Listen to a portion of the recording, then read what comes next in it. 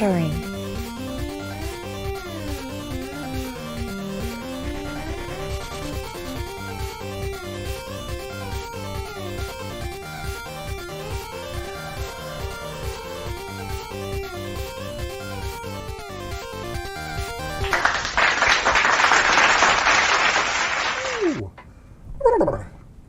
Welcome back, Lelanders, to a new episode of travel vlog content. I don't even know what to call today's episode. We're just going over the plans of what I'll be doing on my next road trip. Some of the plans. I just finished making the title screen here for this. It's kind of interesting, the three moons, the three mountains, three belt stars of Orion. So we'll discuss that a little bit today's episode. I'm not going skiing on the next road trip, but interestingly enough, I'm planning on visiting 3 ski hills.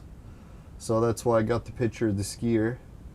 A lot of the theming of all the places that I'll hopefully be visiting on this trip have to do with the raven. So that's why I have the raven on the image as well. Now, oddly enough, I found out some of the history about why it's called raven, so we'll cover that today. And we'll try not to give away too many of the surprises that will be going on the trip, because really I don't even know what they are yet, so can't give them away. But what else do we got? Oh yeah, and then we're going to be checking out the moon cycles, the meteor showers. So we got a bunch of different things to talk. Oh yeah, and the plans for my house. Or YouTube studio, whatever you want to call it. And we'll have a beer, because man, I've had a bad headache for the past few days, and it's kind of nice not to have a headache and just relax and have a beer. Hey, Steadfast, how's it going? Perfect person to join the show tonight. Alright, so we'll begin. I guess we'll boot up Google Earth, because that's what I'll need to discuss a lot of the things happening on the episode tonight.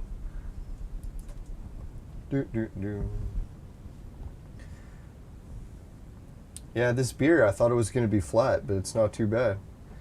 Now I just grabbed some of the beers that look like they might have been already frozen and exploded in the freezer, and then just put in the beer, or put in the fridge. Put it in the beer. Beer on the mind.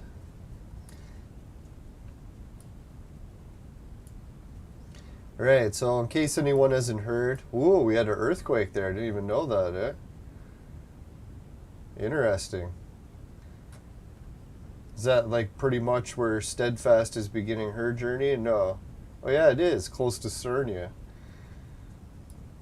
So anyways, how the adventure is going to be going is I happen to be from a town called Kitchener. It used to be called Berlin back before the war.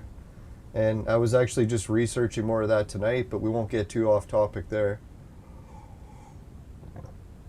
So I was trying to find a way to get a ride all the way up north. Luckily, I happened to be talking to a viewer of the show, and we'll be able to get a ride, so I won't have to spend too much time on the buses. Looks like I might just have to take a bus from Kitchener to Cambridge, and that's not a very far bus ride, and it's very cheap. And my brother said that he might even be working in Cambridge that day and just give me a ride, so depending what time I have to go. So anyways, the highway we'll be taking is, we'll be going on the Highway 401. Where is the Highway 401 on this, eh? Oh, there it is, I would assume. Preston, yeah. So what I'll have to do is early in the morning, get all the way out to the 401 exit and meet up here, because this is where one of the bus stations is. So if I take the bus, this is where it'll drop me off.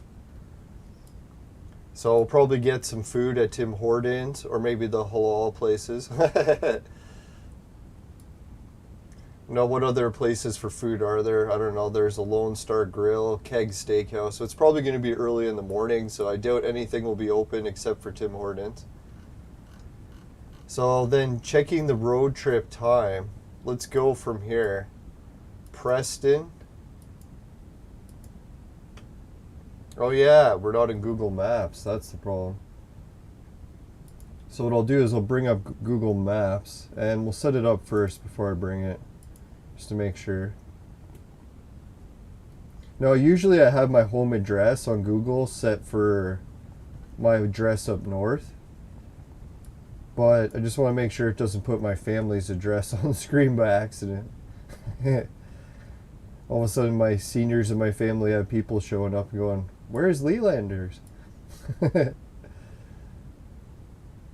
Alright, so where is it? There it is. Home Depot. Excuse me.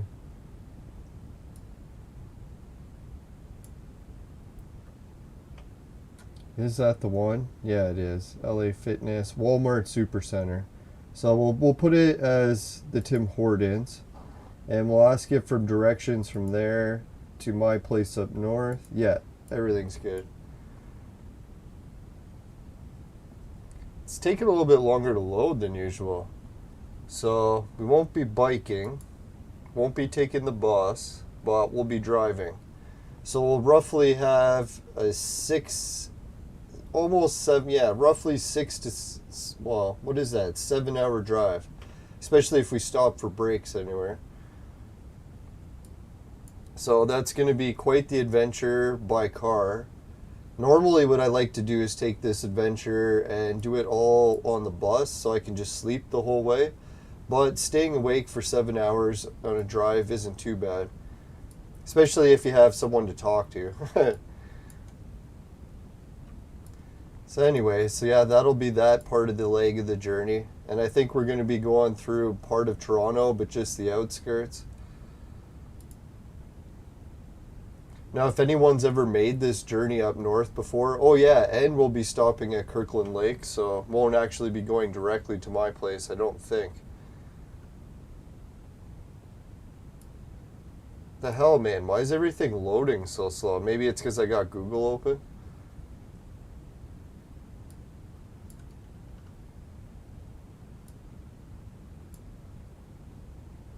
Now, it's interesting that they do give alternative routes. I really thought there was just one route to get there.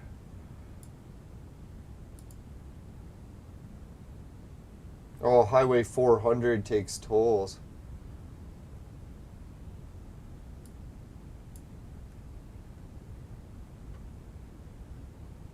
So yeah, there we go. That's quite the adventure. So that's going to be a little bit backbreaker, I think.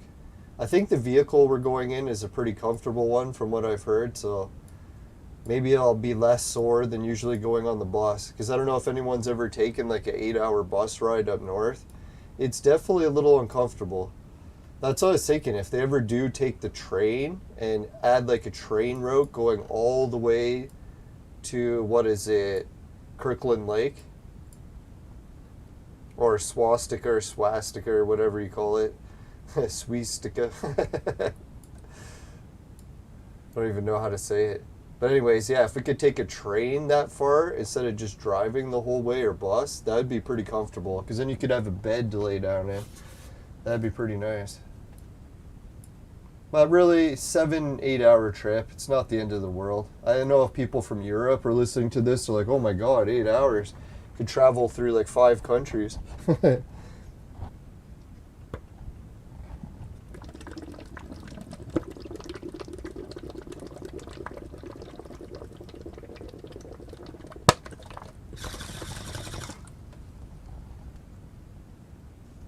Oh, E. King wants to know, am I doing any Intellivision adventures? You know, that's a good point. One of the things, because the viewer brought it up, is when I go up north, my home here is in Current, but one of the road trips that I want to make is to the French part of Canada, so I can check out some more like French Intellivision game collections. And it's funny, this Ryan Noranda place, or Ruin, or I think I said it right, Ryan Noranda, they have a retro video game store. So that's one of the road trips I want to make on this eventually. I don't think we're going to do the retro game store trip this time, but yeah, I'm going to go there and see what French Intellivision games I can find. It's going to be pretty wild. I don't know, does anyone know where the retro game store is here? I think it's somewhere in town, near the university. Yeah, that's what I'm thinking, because Intellivision had a whole French part of their collection where it It's like, yeah, if you're a game collector, some people like collecting the European version, some people like the Brazilian variants. I'm starting to get more into the French Quebec variants.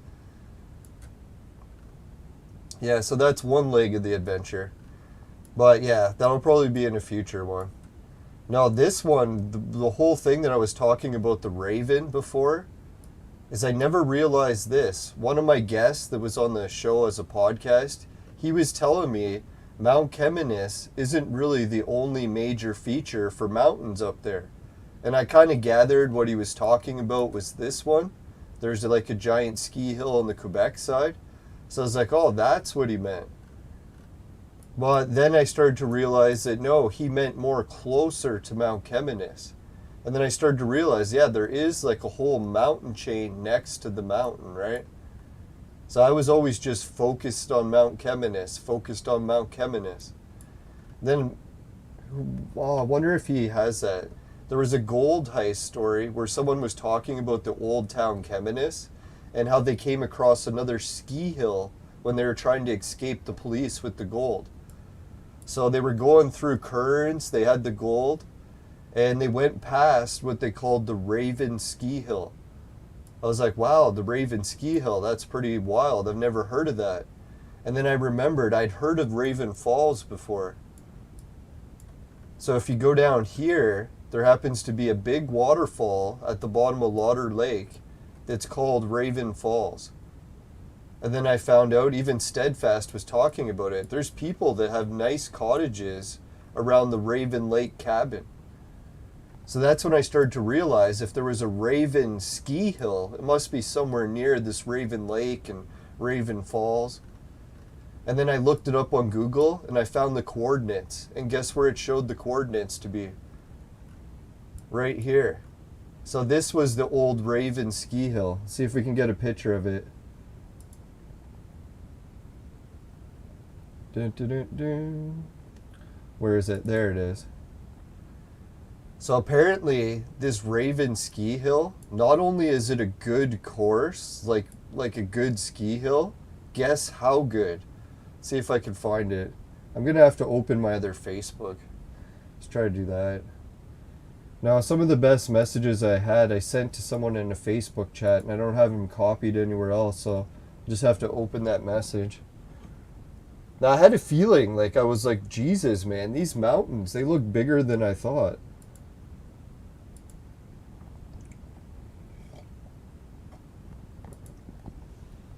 Alright, let's see. I should have saved it, but...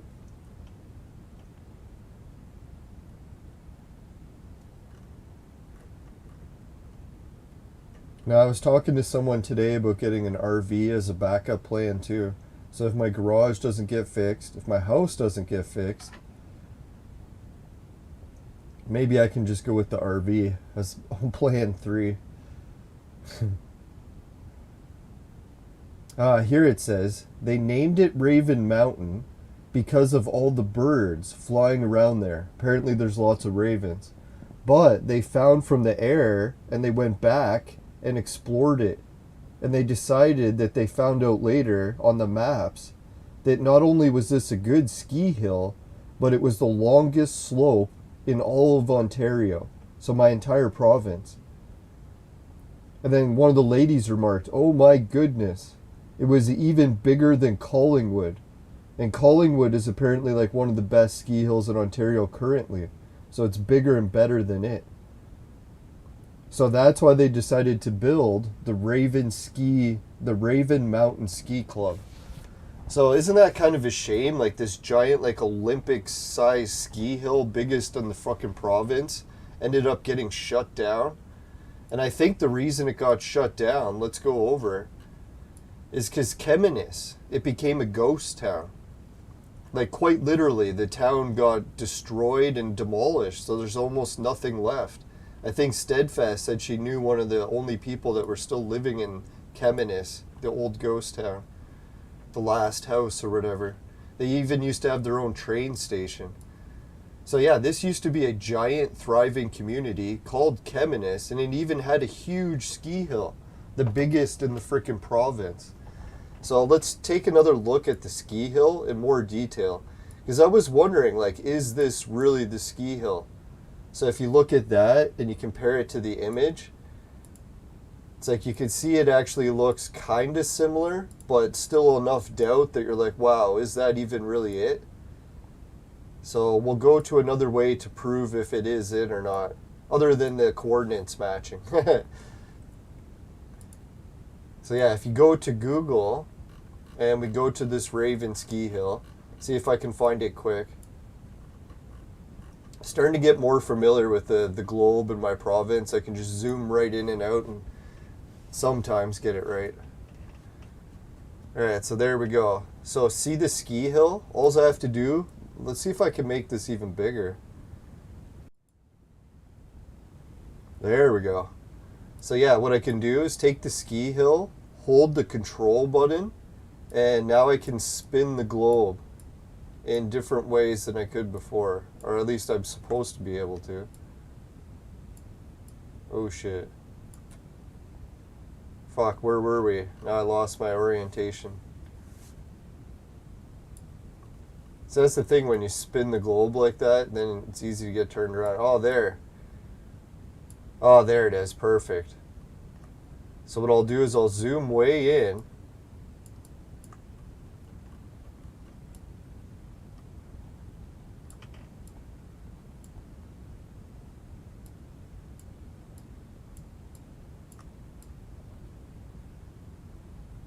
So yeah, you can, can I zoom in even more? So you can actually make out some of the elevation change here. Now you can see the mountains and the hills. And this is what they were talking about, this giant mountain chain. And there's only a gap between Mount Cheminis and that, which is that road. And then it just goes right back to the mountain. So let's see, can I zoom in even more? I guess not. Let me turn off the earthquake data for now. Maybe that'll help it load quicker. So I think that's pretty neat, because not only can you see the ski hill here, you can see that there's a road that turns right, and then there's the chalet where the old skiers used to all meet, like the parking area. Let's put it up on the screen.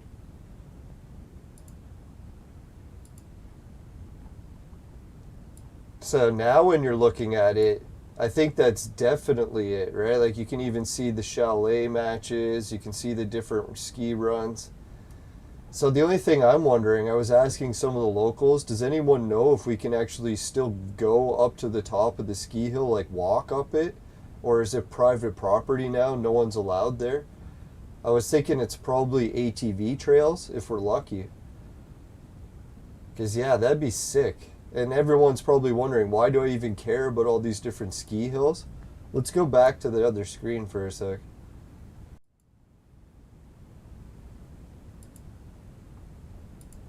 If you look at this image here, this is a picture from the top of Larder Lake ski hill. So that's one of the big things that I want to get a picture from the top of. And if you look way in the horizon, like over here, that's where Mount Cheminis is. So that's like the second peak that I want to get a picture from. And I was thinking like the 3 belt stars of Orion, or it shows in these 3 pictures of the moon, there was a third peak that I wanted a picture from. I was never sure where this third peak was. And now I know. It's right here. You can see it. That's the ski hill of Raven Mountain. So it's kind of like the 3 belt stars, the 3 pyramids of Giza, and how one of them's kind of offset a little bit. So I don't know, that's part of the adventure for this trip, is I would like to get a picture from the top of each. One from Cheminis, one of Raven Ski Hill, and one of Larder Lake Ski Hill. Now, I think one of the geologic explanations of why all these hilltops are like that is there used to be a volcano underground, and then the earth crust shifts, or the volcano shifts, one or the other. And yeah, then all of a sudden it pops up out of the ground slightly further away. If anyone's ever seen my evidence for, Hawaii. Let's check it out quick.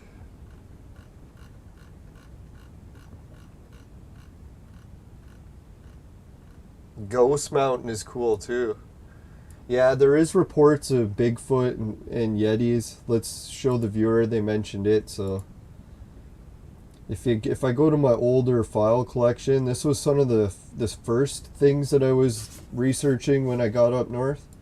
Is I was going on leads of UFOs and Bigfoots. So we'll share some of that. We might follow those investigations up this trip. Actually, yeah, there's a whole bunch of them. So here was the Bigfoot investigation. My first property I ever had was actually near Matheson or Raymore. So I definitely looked into that Sasquatch occurrence there. It's a pretty wild story. Well, we'll maybe do that a whole nother episode. Oh, and here was the Raymore UFO stuff. So there is reports of UFOs and Bigfoot's activity in this area. Not just video games and mountains. Now, that's why people are like, oh, there's nothing to do up north. I'm like, nothing to do? It's like, have you ever been to the city? That's where there's nothing to do. Now, the city's got nice places to eat and all, but unless you're into not eating out at restaurants all the time, there's not really a lot to do.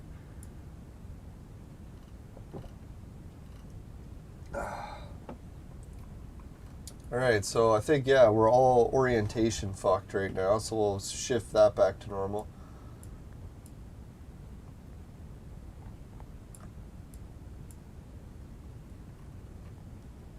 Alright, so we covered the Raven part of the trip. Oh yeah, did I even show where we all plan to stop along the way? Where is it? Currents. There it is. Alright, so now we have the Raven Ski Hill, Mount Cheminis, and then the Larder Lake Ski Hills down here. So that's kind of interesting, eh? You can see all 3 points from this picture. This one. Oh wait, gotta zoom out a bit. That one, and that one. And what I'd like to do one day too, I don't know if Steadfast was saying that some of the property along here is all private property, but there might be trails that you can go to access them. I don't know how, if that's even allowed. But I was thinking, dear God, man, if you could hike to the top of this ski hill and then start hiking along the ridge and just go along the ridge right to the end, there looks like even a canyon in between. Hines Lake Canyon, is that what it would be called? That'd be a fucking wild place to hike to, right? And then if you keep taking this ridge line all the way down, I think it even goes to a second canyon and another lake. And then it starts up again across it. So that's a fucking wild adventure for hiking. I bet you a lot of it's private property, but who knows? Maybe some of it's crown land and we really could hike it. You know how many wild Bruins would probably be in this spot? I know I talked to some people that want to go diving to different places, but I'm thinking this would be more exciting for me, walking along this ridge line on the mountains.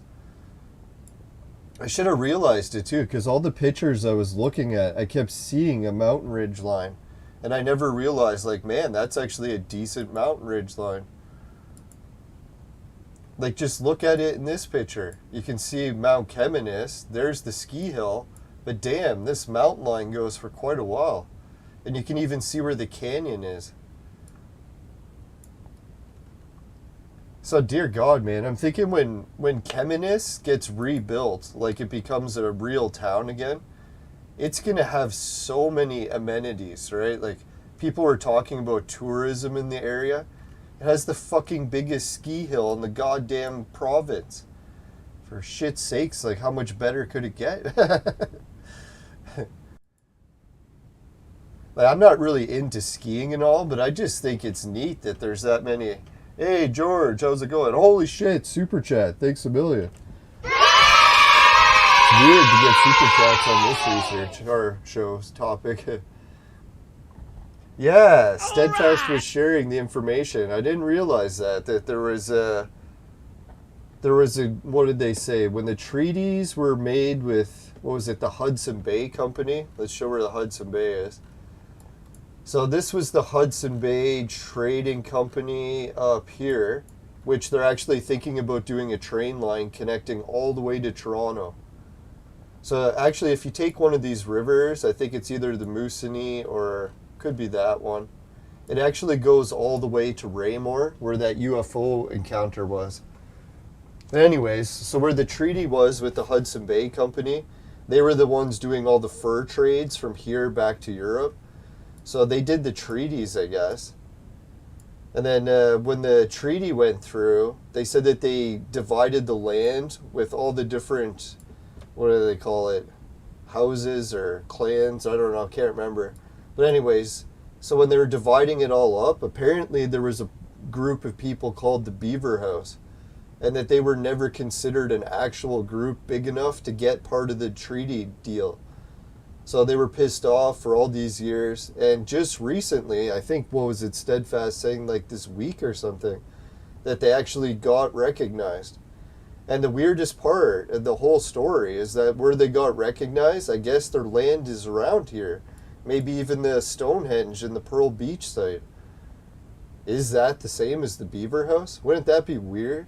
All of that just happening right when we're planning the trip there. It's like really odd timing. Well, I guess neat timing.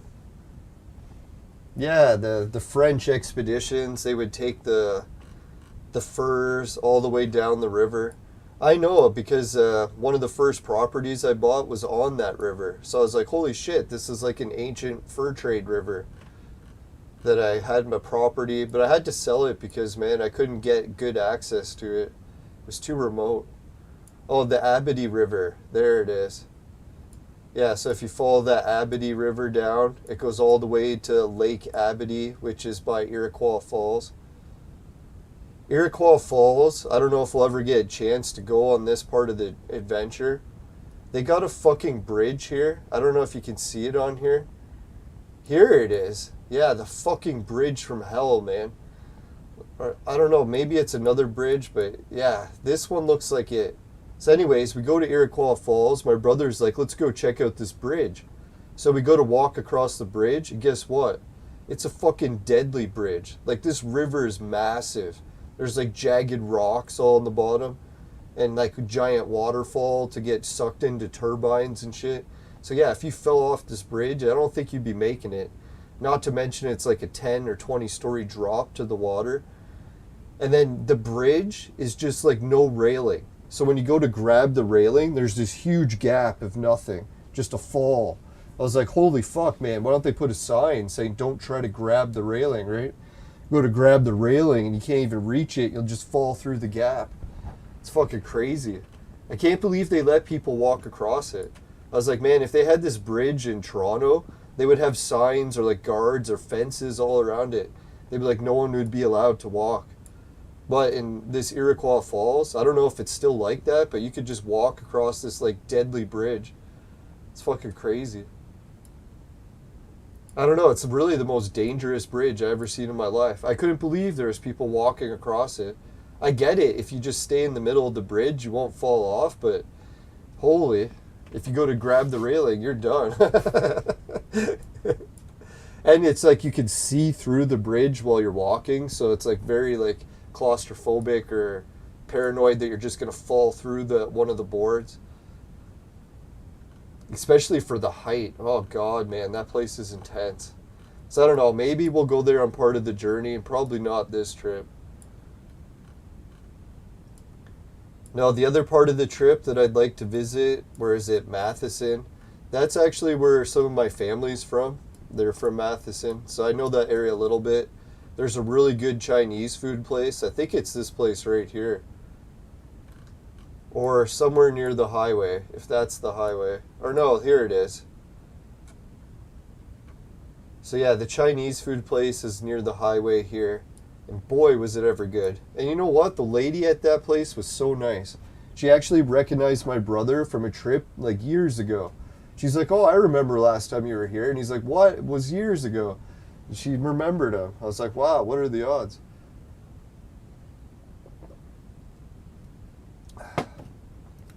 I don't know if it was authentic Chinese food, but whatever it was really good food. Can't remember. I think the ingredients up north, for some reason, they taste so much better. Someone was telling me it's because they don't ship food from Mexico that far north. So all the food that you get is usually local greenhouses or farmers. I don't know how true that is, but it could be explained why the food tastes so fucking amazing.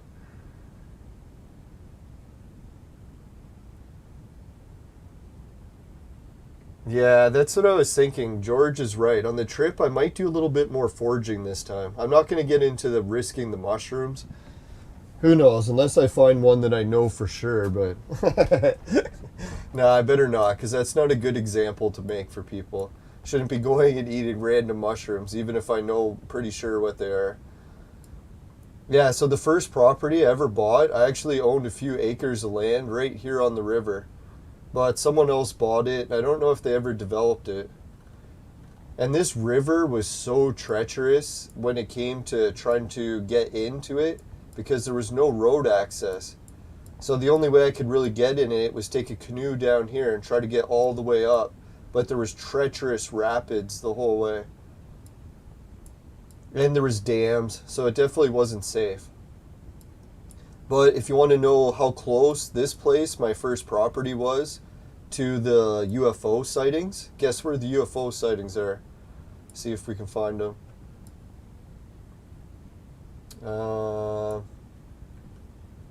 Here it is. So if you go to the top of the road here, here it is. See how it does a spiral? Let's see if I can zoom in and out here. What the military did, the Canadian military, is when they were fighting the Russians in the war, you know, like the Cold War or whatever, they thought the Russians were going to bomb everyone in North America. So what the Canadian military did is they started building these bases, like really far up north. Like, let's show people how far north this is. So they needed bases along the north to try to keep the Russians at bay. So one of the bases actually happened to be here. And when you're looking how far north it is, you're like, that's kind of a little bit weird spot to have the base, right? Like, why the hell? I get it that it's far north and all, but it doesn't seem that far north that they should do a base there. But then there was the whole gold part of it. If anyone's heard the Anunnaki stories about the gold, it turns out the gold mines here at Kirkland Lake and at Timmins are the two best in like all of the world, basically. Like, one of the deepest gold mines in the whole world is by Timmins. Kirkland Lake has the highest quality gold, only second to one other place in the world. So one of the theories is about the ancient mysteries that I'm going to research up there is that this is actually the location of Solomon's gold mine. Like, way back in like biblical times, there were secret tribes, or not tribes, like what do they call it? I guess the tribes of Israel or whoever it would have been from the Holy Land, Romans or whatever. So they were coming all the way, like via the ocean, and going down these rivers and trade routes, and getting to this gold mine in the middle of fucking nowhere, right? Like, you can compare how far away this is to the Holy Land. Like, dear God, like, that'd probably take you months, if not even years, to take a boat all the way back. Because they'd have to take it there, right, to Israel.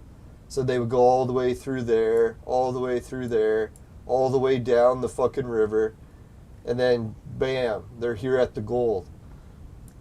So I know it's a wild theory, but apparently there's actually a lot of, people in Quebec, like the fringe researchers, because actually Quebec, they're really popular for having fringe ideas. It's kind of funny. But yeah, that's why I like Quebec too. So yeah, they got these researchers, they all, well, I shouldn't say they all do, but a lot of them believe that that's true. That they were actually shipping gold from this area that long ago.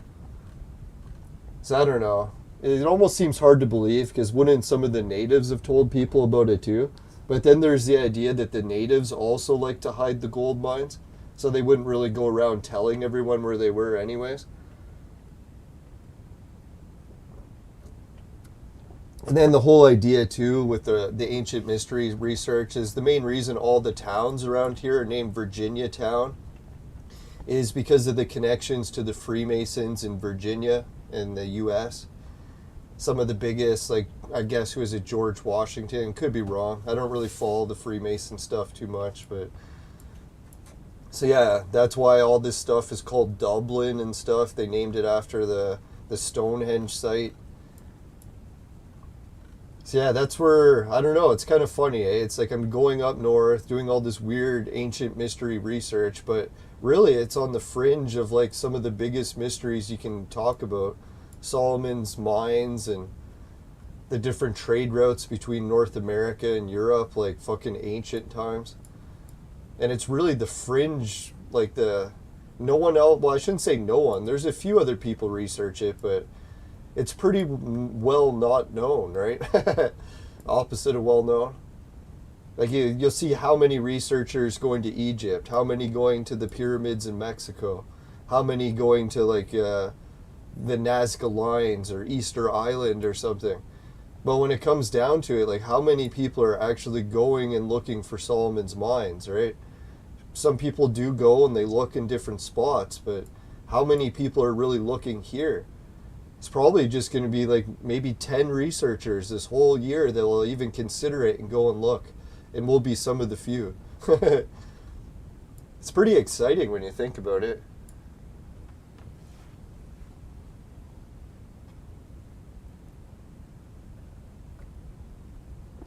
Yeah, because gold was valuable during that time.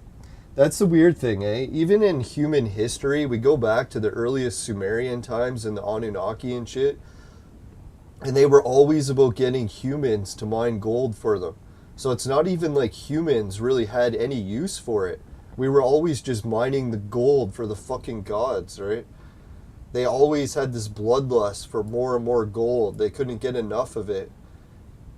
And then I guess eventually humans did find uses for the gold, but it traces back to these UFOs coming to the place where the gold is.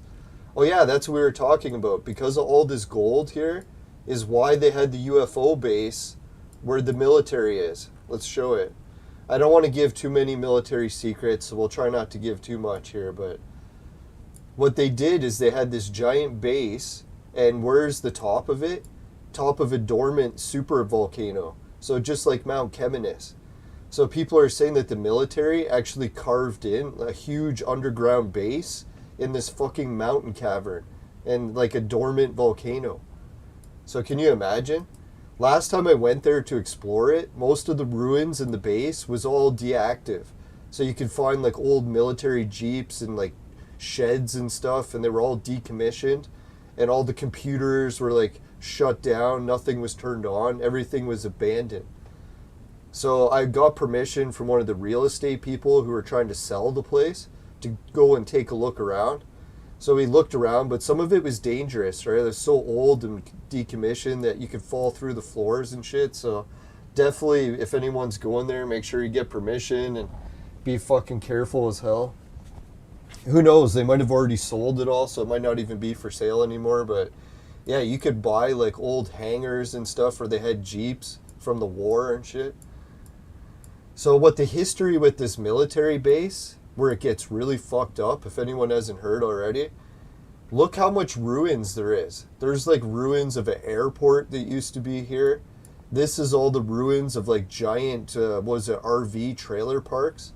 So they used to have rows and rows and rows of campsites and trailers.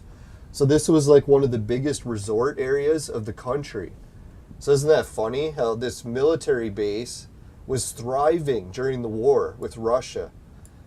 So that's what I was thinking, if the Russia war actually does keep escalating, you could actually potentially see the Raymore base reopen. Then they would have a new airport here and fucking giant trailer park. You know where it really gets a fucked up turn next? Excuse me. We camped here at this site, and this is where like a lot of the hangars from the military base and shit are. Man, there's a lot of vehicles there now too, eh? So anyways, we went to this beach to camp. Oh fuck, did they get rid of the ruins? Oh, that would suck. They used to have the ruins of this base, and guess what was here?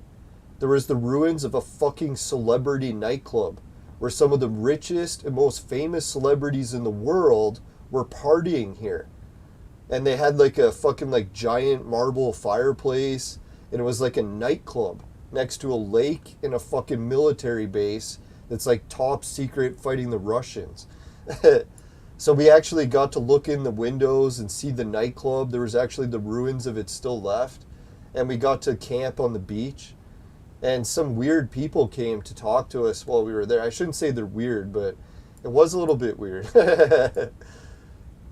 I know, and apparently the locals used to call this not Talbot Lake, but what was it? Leech Lake.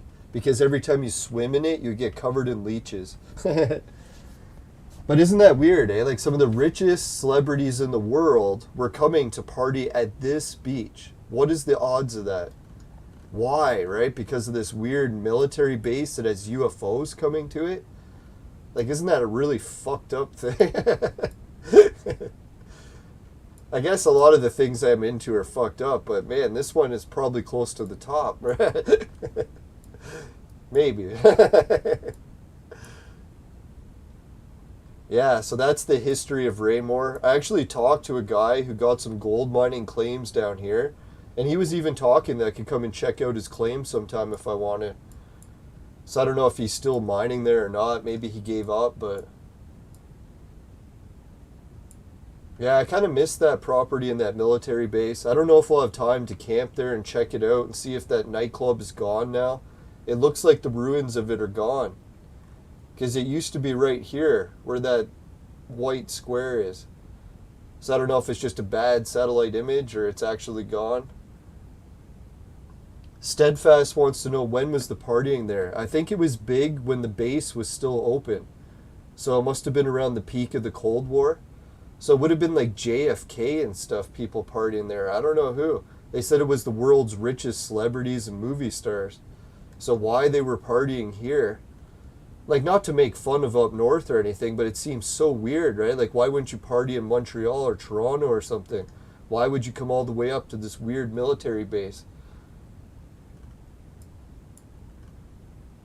And unless that King Solomon stuff is right, eh? Like, they're actually into that so much that they would come up to see the gold? I don't know. It seems weird, right? The only other part I can explain why the celebrities are coming up here is, do we got the forest ring stuff? We'll see if we do. I don't know if I got it handy. I didn't anticipate covering it, but since so many people are here, we might as well talk about some more of it. Alright, so... fuck, I don't think it is here. Maybe we'll try North Discovery. There's a whole section of my research called the forest rings. I don't know if anyone's ever heard of it, but it's sort of like these really rare pentagram symbols that show up on nature naturally, but every time scientists explore them, they find out that they're like filled with rare minerals and stuff, like diamonds and shit. Ah, fuck, man. Do I really have none of it here? No, I think it's in this folder. I'm just not seeing it. That's probably the problem. So anyways, that's one of the things I want to do on the trip, is check out these rare rings. I don't know if I'm going to be able to find anyone that actually has information about where they're located actually on the ground. Because yeah, you can see them from satellite and plane photos, but actually finding it on the ground, that's going to be another adventure.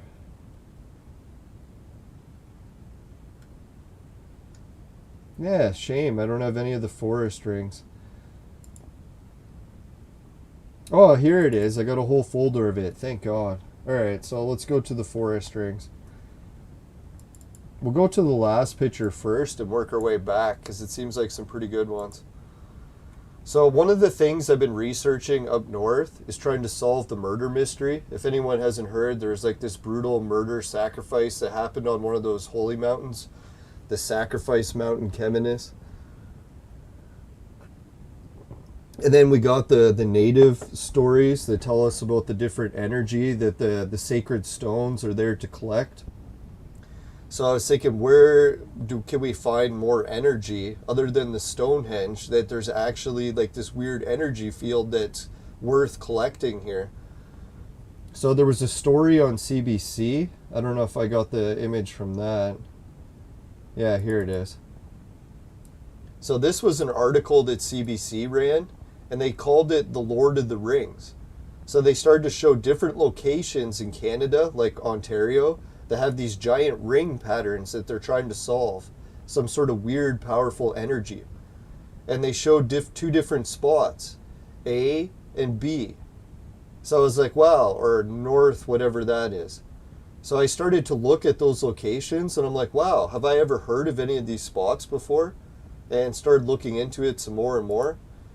It turned out one of the biggest locations of the spots of the rings is right next to where my house is up north, like near Mount Cheminis. So that's where a lot of them were focused. So that's where it was funny. Like you could see this old picture of Mount Cheminis or the lake going in, and Bear River, or whatever it's called, Bear Creek.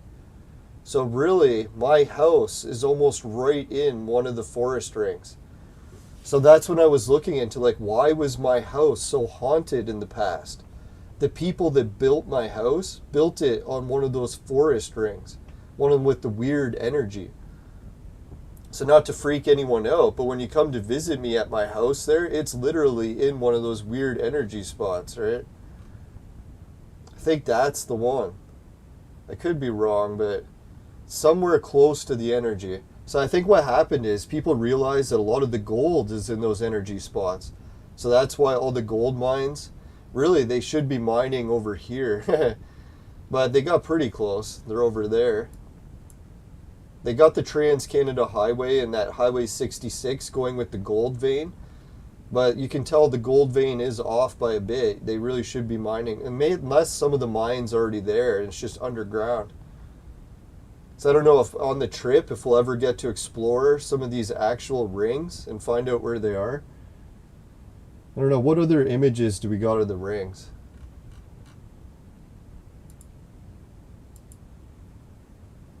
Oh yeah, and this image here, it just shows that the shadow from Mount Cheminis, like the one in the picture, excuse me, it actually aims towards my neighbor's house. When he sits on his house, like that artist guy with the tinfoil house. So he's actually in the shadow of Mount Cheminis going towards the Stonehenge site on the equinox. I think that's what I was trying to show on that image. So I don't know if the guy realizes that when he's sitting on the house and he did it on purpose, or he just did it by accident and felt inclined to do it. So that's one of the research projects I want to do up north too, is track that shadow from the mountain and see where it goes on the different solstice days, just to confirm some of these theories or disprove them. Yeah, so we're just looking at the different energy ring patterns in the world in some of these slides, and how Stonehenge is really almost seems like another technology to harness those ring patterns, right? Just checking them out on the moon. Yeah, the moon actually has a lot of those same hexagon patterns. So they're starting to debate if when they land on the moon, if they'll find out they're loaded with diamonds and minerals too. Not just on the Earth, but on the moon as well. Anywhere you got those weird hexagons. Not to be giving people mining advice.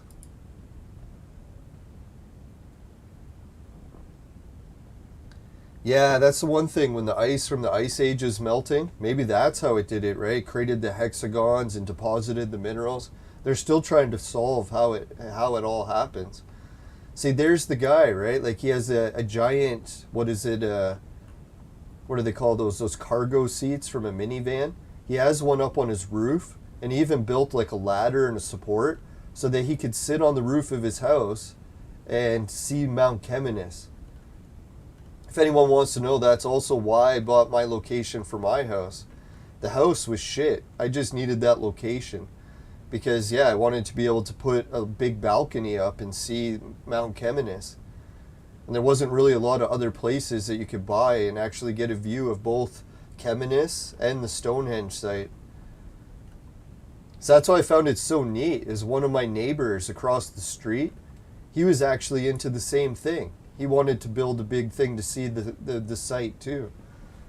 I don't know if I could ask him, but one day I'd like to sit up there and see what it's like. He's probably got an amazing view. Doesn't look very safe, but but who am I for safe stuff, right? Yeah, it's the only thing that kind of scares me is the one gas station that's close to my house. It looks like the axe murderer gas stations from movies. So the idea that there's like some brutal murder there, and then you go to the gas station, it almost does give you that like axe murderer somewhere in the neighborhood type vibe. Not to make people feel bad up there, but really that is the energy it gives off. I shouldn't laugh. It's terrible. So I don't know, when the natives talked about like the Stonehenge to gather the energy, I think there's a lot to it, and it could be related to that murder mystery. Yeah, the solstice is in June. No shit, eh? So hopefully I'll be there for it and I can check it out. Now I'm really getting like still beginner level equinox knowledge and all that stuff, so if anyone's experts on that, I could definitely use pointers. I get it, there's that one in December, the 21st, where everyone was freaking out the Mayan calendar and stuff. Alright, so that's one of those slides. So we'll be trying to solve the murder mystery and the energy from these forest rings. I've actually seen some of these energy or circles that have got carved out by the ice before. They call them the potholes or giant kettles. You can find them all over, I guess, where the ice age hit.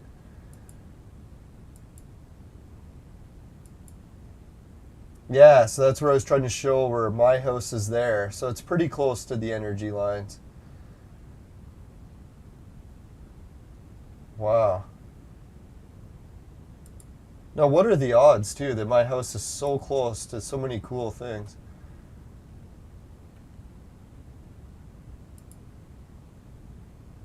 Yeah, I was just comparing the different crater shapes and to see if they'll actually hold rare minerals on the moon or not.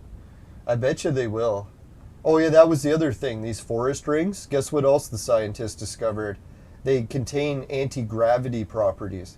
So they're still trying to crack that. They're like, what the fuck? How is gravity different here? So I don't know if we'll ever be able to measure gravity being different there. I don't know. That'd be weird, right? I don't know how the scientists came up with that one. Yeah, and there's different parts of Quebec that have these weird circle patterns that, like George was saying, probably from the Ice Age.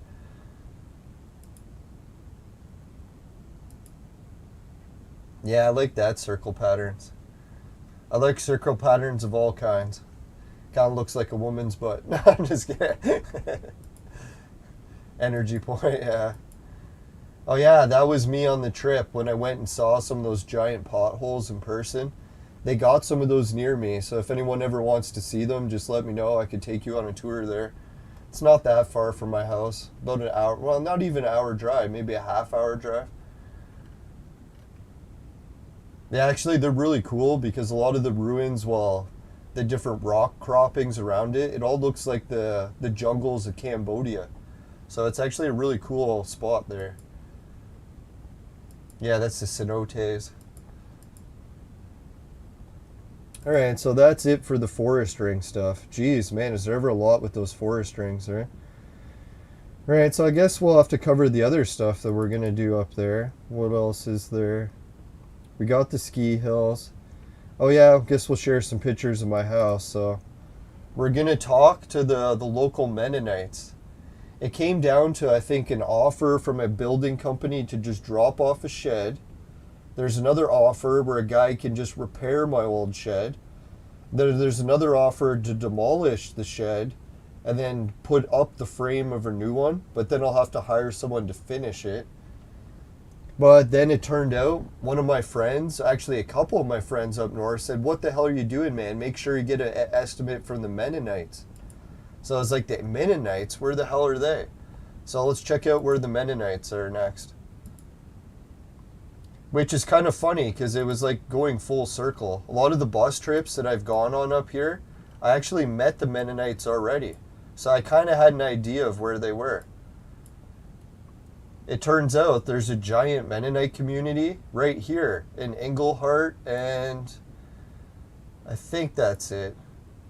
Englehart or somewhere around here. There's like a big Mennonite community. So every time I was taking the bus through here, this is usually where we picked up Mennonites. And then they were taking different bus routes to different places. It says there's an airport, but I don't think there really is. Or if there is, it's very small. So what happens now is I'm going to have to, somewhere on this trip, get a hold of my buddy Chuck and get a ride there, or just get down there myself. It's actually not that far of a bike ride. I could still make it. I think, what did I say? It was like a 2 or 3 hour bike ride, or something longer. But anyways, yeah, I could bike all the way to Englehart, talk to the Mennonites, and then get them to give me an estimate. So what I'll get the estimate from the Mennonites to do, here, I'll show you. Man, if they can pull this off, it'll be fucking sweet. Now, I am kind of doxing myself, but if anyone wants to come visit me up north, just try not to rob me. So anyways, this is my house up north, 18. What happened is the city was pushing a lot of the snow from the snowplow, or just the snow from my roof, was all collecting here, and it damaged the foundation really bad there. So what happened is the foundation's gone here, and now the house is actually leaning a little bit to that one side, and it's just not a stable house anymore. So as much as I try to fix the house, the foundation's fucked. So what my buddy said is actually get the Mennonites to come over, give you an estimate. What they'll do is dig around the foundation, lift the house, and then just restack the blocks properly, and then they'll put better drainage there. So you can actually just drain the water away and make sure that no one piles snow there. Because if anyone piles snow there again, then I'll fix the foundation, it'll just break again. So yeah, that's the problem with my house. So there's a chance that the Mennonites might actually just be able to fix the fucking foundation. And if that's the case, then I can just fix the rest of the house. There won't be a waste of time then. Or get an estimate from the Mennonites to tear down my old garage and put a new one in too. So I don't know if anyone's ever seen my place up north. Thankfully, my neighbor that lives here, despite as new as his house looks here, he's even souped it up even more. So at least I got one neighbor that's like really taking care of his house. So that's actually one of the backup plans. You can see how big of a driveway I actually have, right? Like this is like enough for like 10 cars to park all the way up to my garage. Well, maybe not 10, probably like 5 or 6 or whatever, but still, you could easily park 1 or 2 RVs, right? So what's happening right now is there's a guy that actually owns an RV, and he rented a spot from the city, and he parked it right next to my house. So you see where this equipment is here for the snow removal from the city? Instead of snow removal equipment, right now, there's a guy parked a trailer. So he has like this giant RV parked. The only thing I'll have to ask him is if he's parked a little bit too close, because it looks like the city always parks it right up.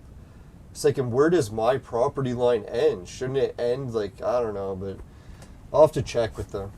But anyways, so what I want to do in the future is actually just build a fence around my property from the front and the side. So that any time that they rent the property out to someone else, they don't just keep going right into mine. Actually have a fence blocking it. I know it's kind of mean to put a fence, and I should really just focus on fixing the house, but really that's what I'd like to do in the future. So anyways, the guy that's living in the RV right here, right now, we'll give a little tour of what he's all about. He seems like a pretty nice guy, so we won't make fun of him. Ready? 796. Fuck, man, I'm trying to... There we go. It won't let me... There it is. I'm trying to mute it because the guy's given his phone number and his fucking... won't let me hit mute. So this is the guy that's actually living in the RV right next to my house right now. So when I go up on the trip, I'm hoping he's a little bit of a drinker and a partier, so we can hang out and actually party a bit and talk about what my plans are for the house. Or he might be like a cold, sober guy and he's very serious, but either way, hopefully we can hang out and discuss what's going to happen in the future. right now, this is the guy that's actually storing all of his stuff in my garage. So he's got like a whole bunch of like high-end machinery in there. So the deal was the city was giving him a hard time because my grass wasn't cut. So he started cutting the grass, which I find kind of funny because when I went up there last time, the grass on my part of it really didn't grow very long. It was almost like maybe like knee high, not even. And it just sort of died. So I don't know if he really was cutting it. It might have actually grown better since the last time I was there.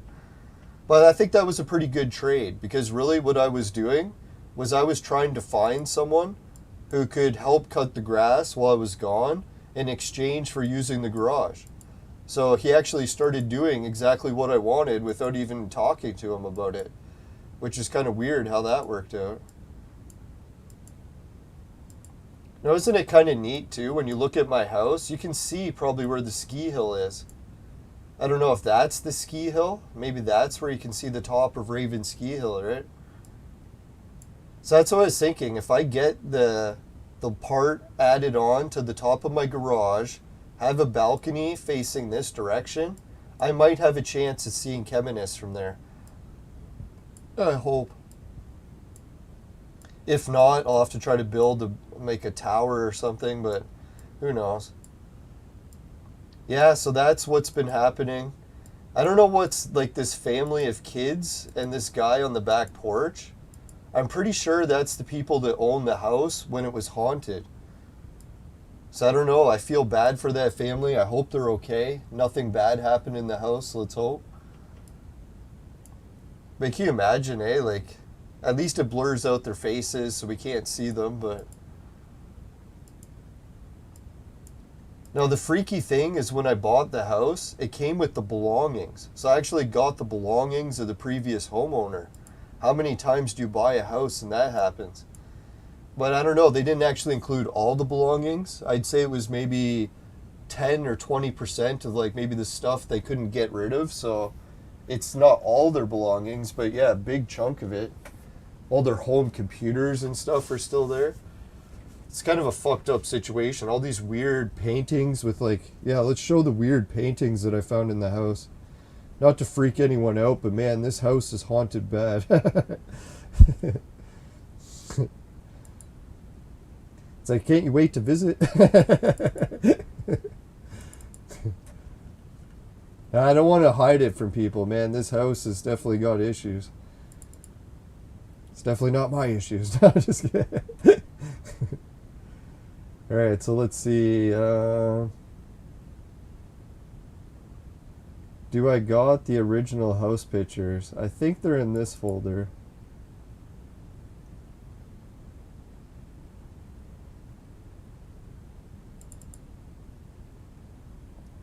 Oh yeah, here it is. Now, thankfully, one of my friends who came all the way from Europe was helping take pictures. She got some really nice pictures. Like, you can make out the guy's house with that chair on the top. Like, man, look at the definition in that picture, right? Way better than Google Earth. I guess I shouldn't be showing his license plate, but sorry. Yeah, there was some weird conspiracy. I think, who was it? Steadfast cleared it up for us. Someone, he was like fearmongers. He was worried that people are attacking him or something. Someone burned his house down. Fuck. Alright, so that was image one. That's just my neighbor across the street. Oh yeah, she got better close-ups of he has tinfoil flowers growing out of the roof of his house. It's quite a neat house, right? That's why you think like the energy from these forest rings, you're like debating if it's having any effect on the people. And then you look at the people living here, not to make fun of it, but I don't know, it seems like there's a little evidence, right? Oh yeah, so this was one of the pictures in the house. Can you imagine you buy a house and it comes with this picture in it? And this picture was next to a broken fucking mirror. Ludo Ergo, E King, yeah, he thinks that the guy living in my garage is a beer drinker and a partier. Yeah, let's hope. Yeah, we'll get back to some more video about him. So yeah, I came into the house and I found broken smashed mirrors next to these weird clown pictures. I was like, dear God, man, this is like stuff out of nightmares, right? Like, I can't believe I found this in the fucking house. I don't even know if I took the picture out. It might actually still be in the house. Yeah, so that's what I came in, is I found like broken pictures, mirrors, next to these weird clowns, old bed frames and stuff. So I don't know, I guess if I could get a mattress, I do have a bed frame. I don't know if I really want to use someone's old bed frame. That's just freaky, right?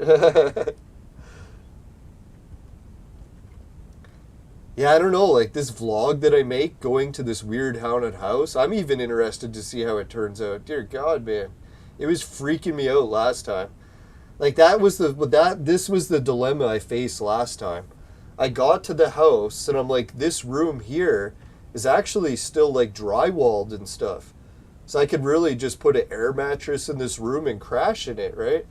But then it was kind of freaking me out because I'm like, man, this is the room that had the clown picture and shit. Maybe I should patch some of the holes in the drywall so it doesn't freak me out so much, make the room look nicer. Maybe put some pictures on the walls to make it look nice. Because yeah, staying in it like that, it was just freaking me out. I'm like, oh, fuck it. I'm just going to go stay in a hotel somewhere. I can't stay in this room. But really, if you already have a house, it seems weird to rent a place. You could just put an air mattress here and it shouldn't be that bad, right? But yeah, this is some of the junk that I was cleaning up on the ground. Let me just check, make sure we're not getting into any other private pictures. Yeah, I think that's all the ones I can share from this album. I don't know how girls can get sometimes upset if you share pictures without asking. Not that guys don't get upset about that too, so we'll call it for this album. But yeah, that's most of the stuff that came out of my house. So we'll get some more video about what it's like in this haunted house, where I found the clown picture. Oh yeah, Steadfast. She knows that person in the picture. It's Periot or whatever. And she was even him for Halloween one year. Oh, for God's sakes, please don't wear that costume. If you do, you'll totally freak me out. Yeah, watch Steadfast comes over to visit. She's wearing the Period costume and wants to check out the picture. I'm like, ah! Oh, wow. No, that's freaky. So I don't know, if I was looking at like going to visit the different places, if you go down this road here and you turn to right, look where it takes you. You go down the road, it goes to like a beach type area, but a really shitty beach. But if you keep going down the road, it's not actually that far, and you come to this beach. And I think people are telling me not to go to that beach because it's too close to the mine, so it's going to have like a lot of arsenic or whatever in it. So I guess if I go to lay on this beach, I'll probably just go lay on the sand. I won't actually go in the water here. But it's kind of a shame, right? I live so close to like a decent beach. Like, look how close that is. That's not a far bike ride. Like, let's check how far it is of a bike ride.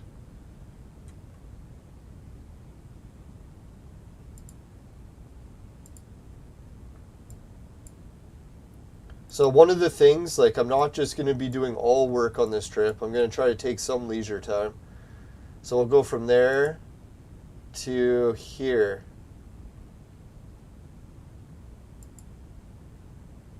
And we'll go to bike, just in case I get my bike. So yeah, it's like a 16-minute bike ride. And if you look at it, you can actually take this road instead. So you could probably shave that down to maybe even a 10-minute. Let's go for a walk.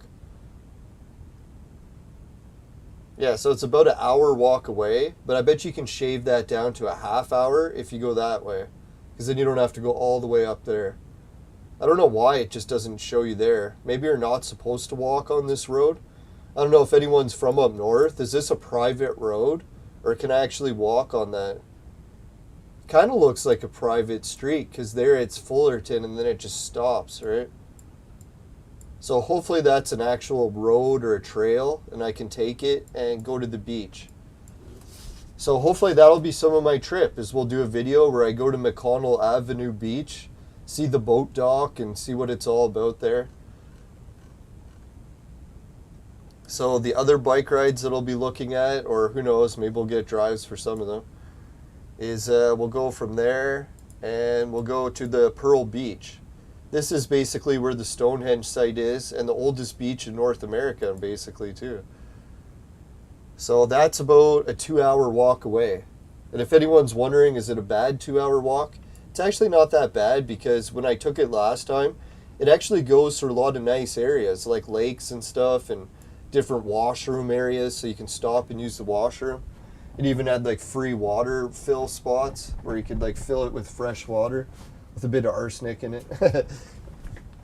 But yeah, so it's not that bad. And if I was to bike it, I can bike there in just 30 minutes. And this is really the nicest beach in the fucking world.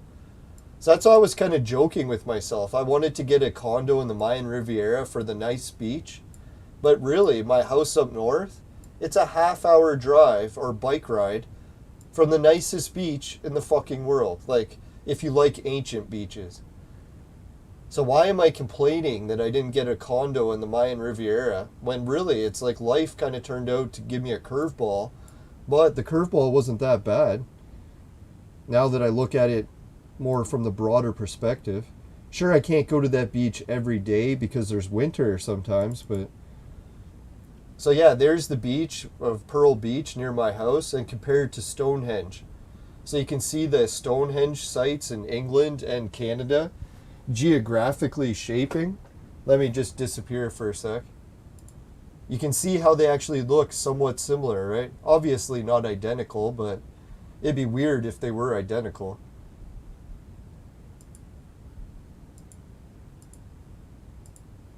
Geez, I've been talking so much here. I haven't even finished one beer yet. Oh, all right. So that's one of the things that I would like to visit is Pearl Beach. I'd like to go swimming there, even though people say you shouldn't because of the arsenic. But I don't know. That's one of the ones I would chance it because that's such a nice beach. We'll see if we have any pictures of me on that beach. I can't remember. I think it was that other folder we were just in.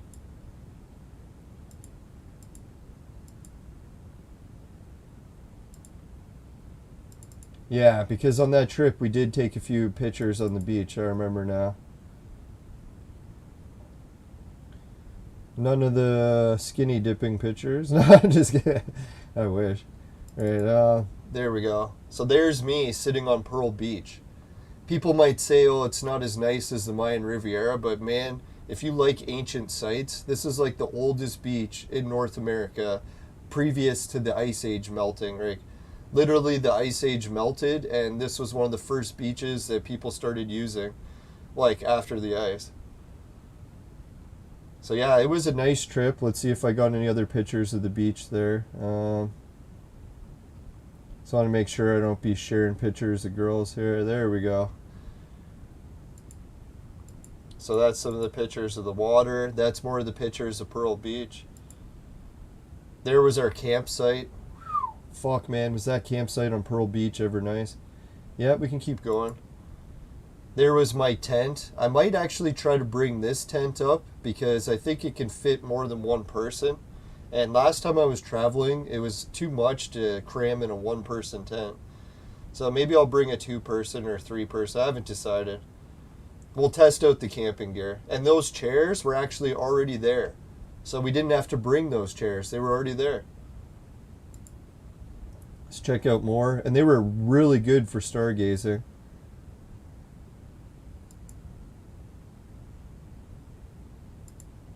There was our campsite too. Yeah, so Pearl Beach, man, what a nice area. And there's Bear Lake, where they have the free washrooms that you can use, and they're open 24 hours a day. It is kind of like an outhouse, but still, it's got all the paper and everything you need in it, so not a bad washroom.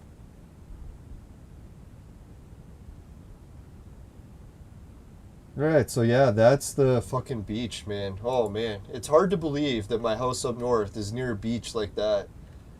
Stonehenge right next to it, fucking giant beach. What a beaut. Oh, these are all private cabins, eh? Lucky people. Man, I wish I had a cabin there. I know, I'm pretty sure Steadfast, wasn't she saying that some of her family used to have land around this side of the river or lake? Yeah, it looks like the other side is the one that's more developed. Now, just picture it though, like in the future, once this place has like 100,000 people living in it, it's going to be so packed, but then that ski hill here will be fucking just jam-packed with people. This whole Collingwood size ski resort will be just jammed. They'll have like mansions all around it. They'll have train station opens with like connectors taking you all the way to Toronto or Montreal if you go this way. If anyone's wondering, if you take this road this way, it goes all the way to Montreal. So yeah, if you ever wanted to get to Montreal, and then if you keep taking the road even right through Montreal, guess where it goes? It ends all the way in New York. It even goes past Yankee Stadium. So my house, or that street that Mount Cheminis is on, is actually the same street as Yankee Stadium. Isn't that weird? Yeah, because that same road connects all the way. So yeah, you can imagine how popular that road must have been in the old days, right? Linking it to Montreal.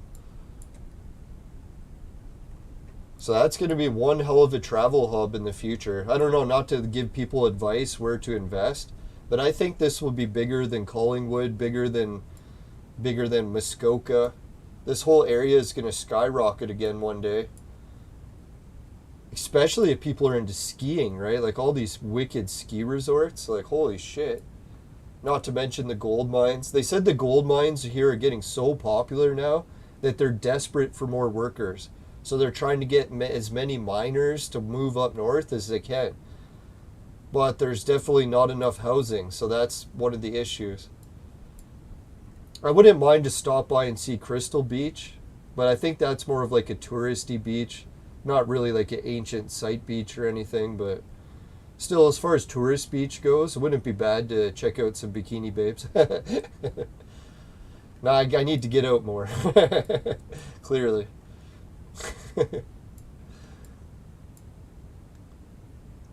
No, I'll try to get into better shape so I'm not like the big fat guy checking out the bikini babes. Let's try not to be. Man, oh man.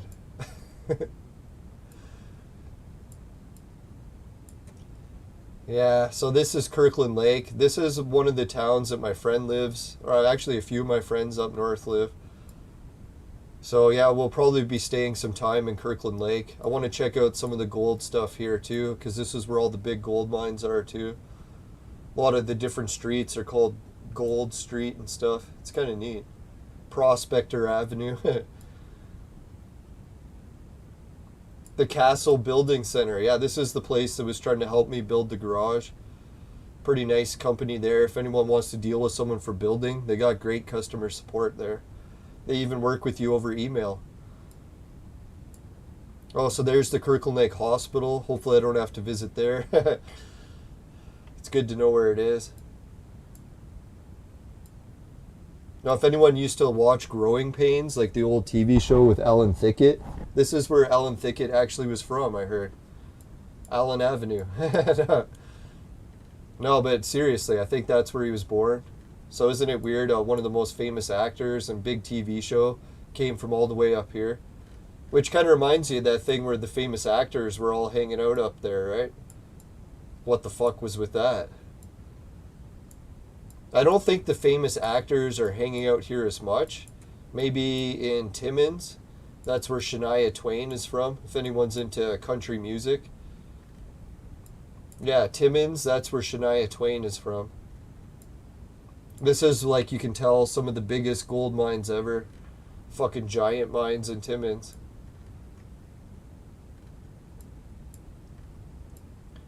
Right, so I guess we'll cover a little bit more of the chat if there's anything more people want to know. Yeah, you have to pay at Crystal Beach. You know what was the funny thing? One time my friend took me to Crystal Beach so I could see it. And when we went, he's like, let me just drive in for a minute to turn around. So they let him drive in without even paying. He's like, we could probably just stop and get out. I'm like, no, man, we shouldn't. We should at least pay to get in. I was thinking if you wanted to sneak in, you could walk in on the train tracks right here. No, I'm just kidding. Or is that the road? No, that's the train tracks. Yeah, so if you take the train tracks from here, walk to there. No, I'm just kidding. No, I would just pay to go to that beach. It looks like a nice beach if you're into checking out all the tourist areas. I don't know. For me, when it comes to beaches, I kind of like just to walk up and down it once, check out the whole place, and see how nice the beach is. I'm not really into laying on the sand for hours and hours, but I guess if you're really tired, sometimes I won't mind to do that.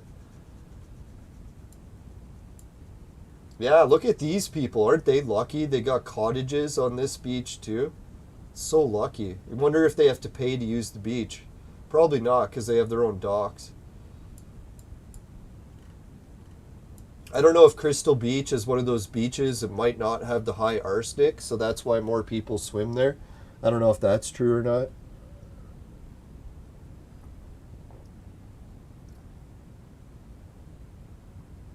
Oh, the hardware store might have burnt down, eh? Holy shit. Yeah, Ludo Ergo wants to know, how long does it take to get to my place up north? If you go all the way from Toronto, it's about 6 hours. Is that how much we said? So the trip that I'll be making is all the way from Kitchener or Cambridge is where I'm getting picked up. So yeah, then it'll be about 7 hours from there.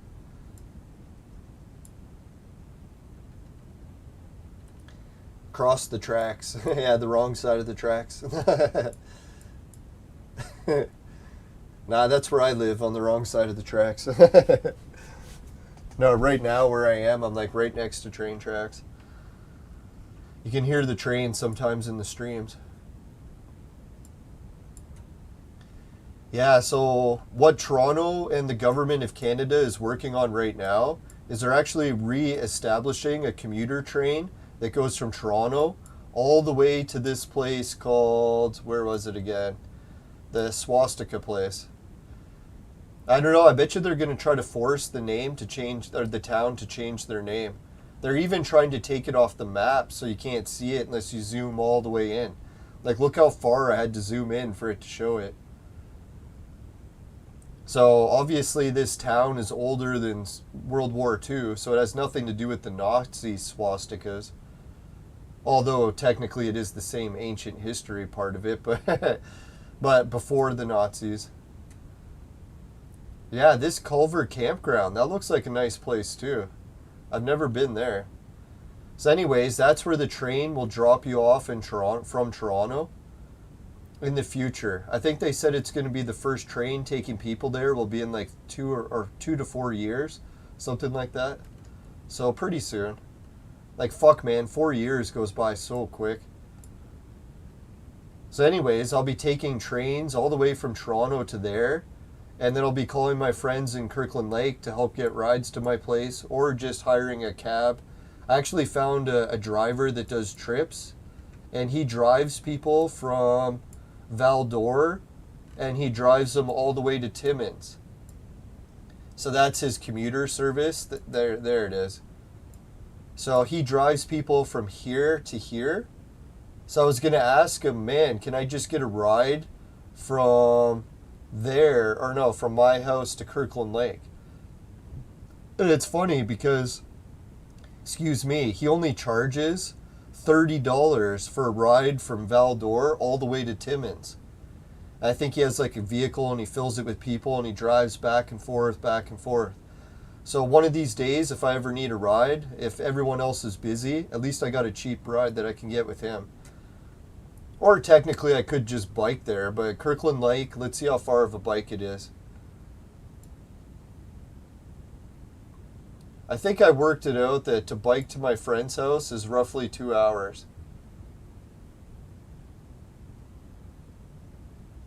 Yeah, so roughly 2 hours. That's not my friend's address. I just dragged it there randomly. Or at least I hope it's not his address. Just doxed him online. But anyways, yeah, so it's roughly a 2-hour bike. So even if I don't have a car on the road, at least I can just bike back and forth.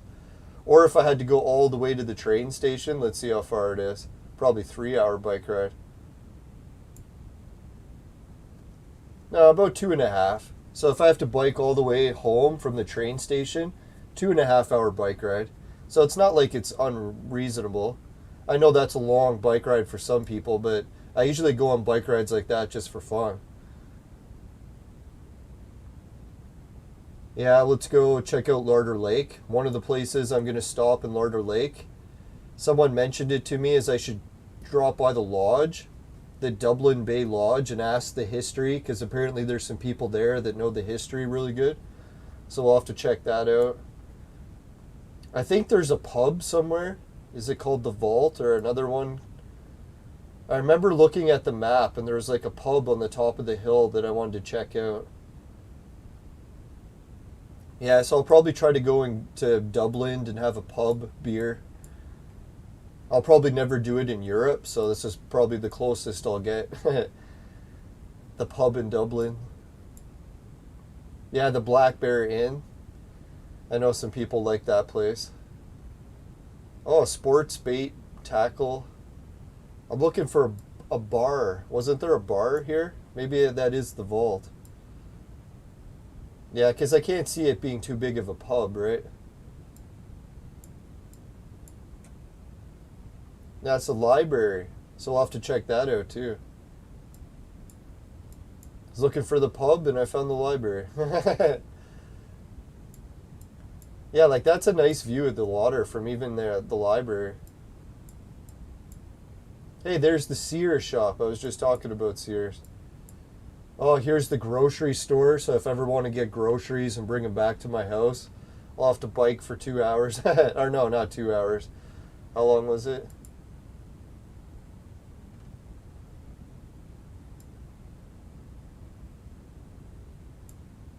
Yeah, so it'll be about a 42-minute bike ride to go pick up groceries. That's not that bad. But I was thinking really what I want to do is get a kayak one day so I can try kayaking from my house all the way to the Draco Stones and then all the way to Dublin. That'd be quite the kayak adventure. It'd probably take all day. And then one of these days I want to go check out Big Pete Island. I don't know if that's Crown Land or if someone owns it, but that looks pretty cool. Big Pete. Island U. I don't know if Island U is private property also, but man, if there's some islands that we can camp on that are Crown Land, that'd be sick. Oh, the Windsor Hotel. The Mitford sisters is the only connection to the Nazis. Huh. Now, what I did hear, interestingly, is that there was a pretty big Jewish community in this area, and I think they were the ones that opened the Raven Ski Hill. So, yeah, big shout out to the Jews. Built one of the nicest places in the community.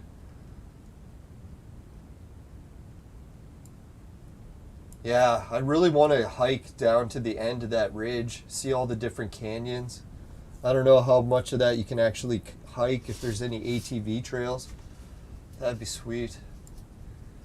Yeah, so people could see when I go up on these trips up north, I don't really have plans just to sit around and do nothing, but I am going to try to relax a bit too. Hopefully we won't be just building and going on hikes every day. Hopefully some days I'll be able to just relax and sit on the beach or something.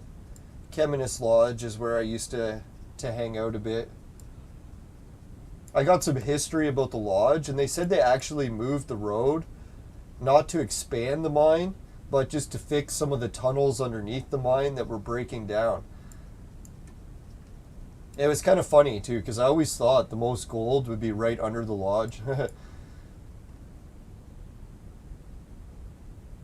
Holy shit, Steadfast says one of the islands has an old building with everyone's names on the walls. Man, that would make a sick video for YouTube. Find some old building on an island. God, yeah, that sounds like fun. I know not everyone's into like exploring abandoned buildings and stuff, but I don't know, it's pretty popular on YouTube. don't know, to be honest, exploring buildings like that freaks me out, so usually I just take pictures on the outside. I'm not really into going into the buildings very often, but we'll see what we can do. Alright, so I guess we'll crack one more beer. If I can open this, I'm going to need a bottle cap opener. Now, this is one of the ones that froze and exploded, so it might be flat. Oh, still a sizz.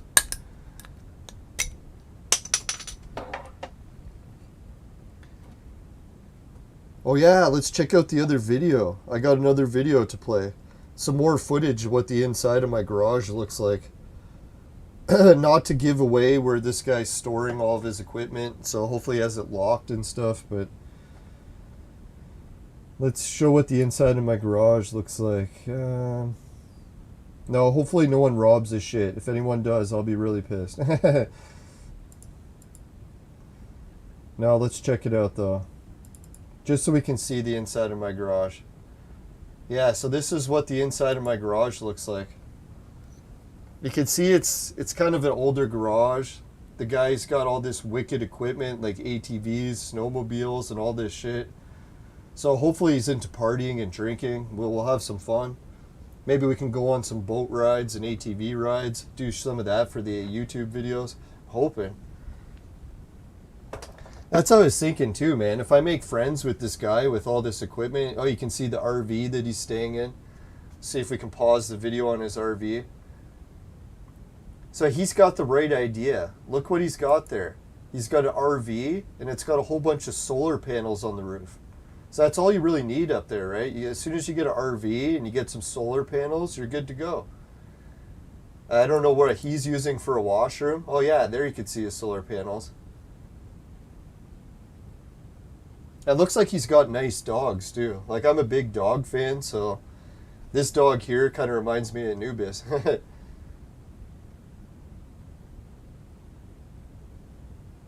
Holy shit, Steadfast, she was able to swim all the way to the island. Dear God, man, that must have been risky. I don't know, it doesn't look like that short of a swim. Man,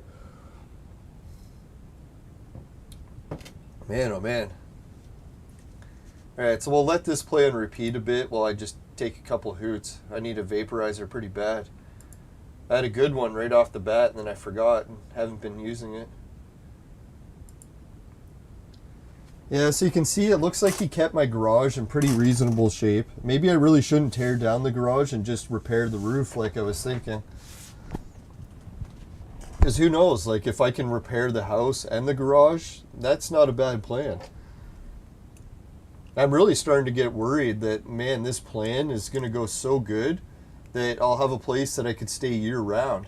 That's actually what the one guy was telling me. He's like, yeah, don't worry, man. He's like, the Mennonites, he thinks they can fix my house so good that I could stay there year round if I wanted. I was like, I don't think they can fix it that good, but shit, man, if they can and I can afford it, that'll be fucking prime. I know it kind of freaks my family out to stay in another house in another city, but I can't stay in the same city my whole life, really, right? I really should try living in other places to see if I like it or not. Really, in life, you never know until you try.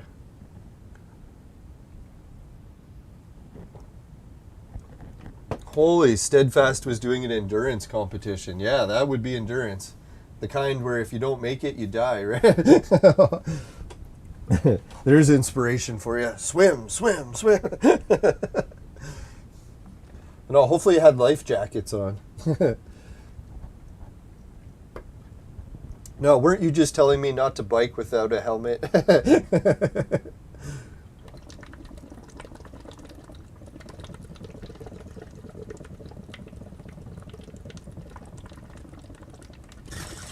Oh yeah, we didn't even cover some of my favorite parts I wanted to talk about yet.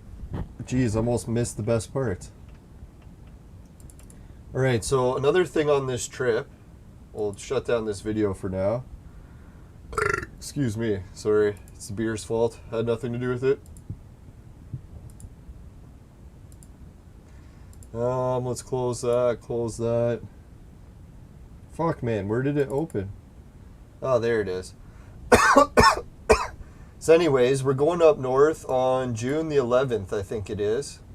I'll have to check the calendar. I could be getting it mixed up.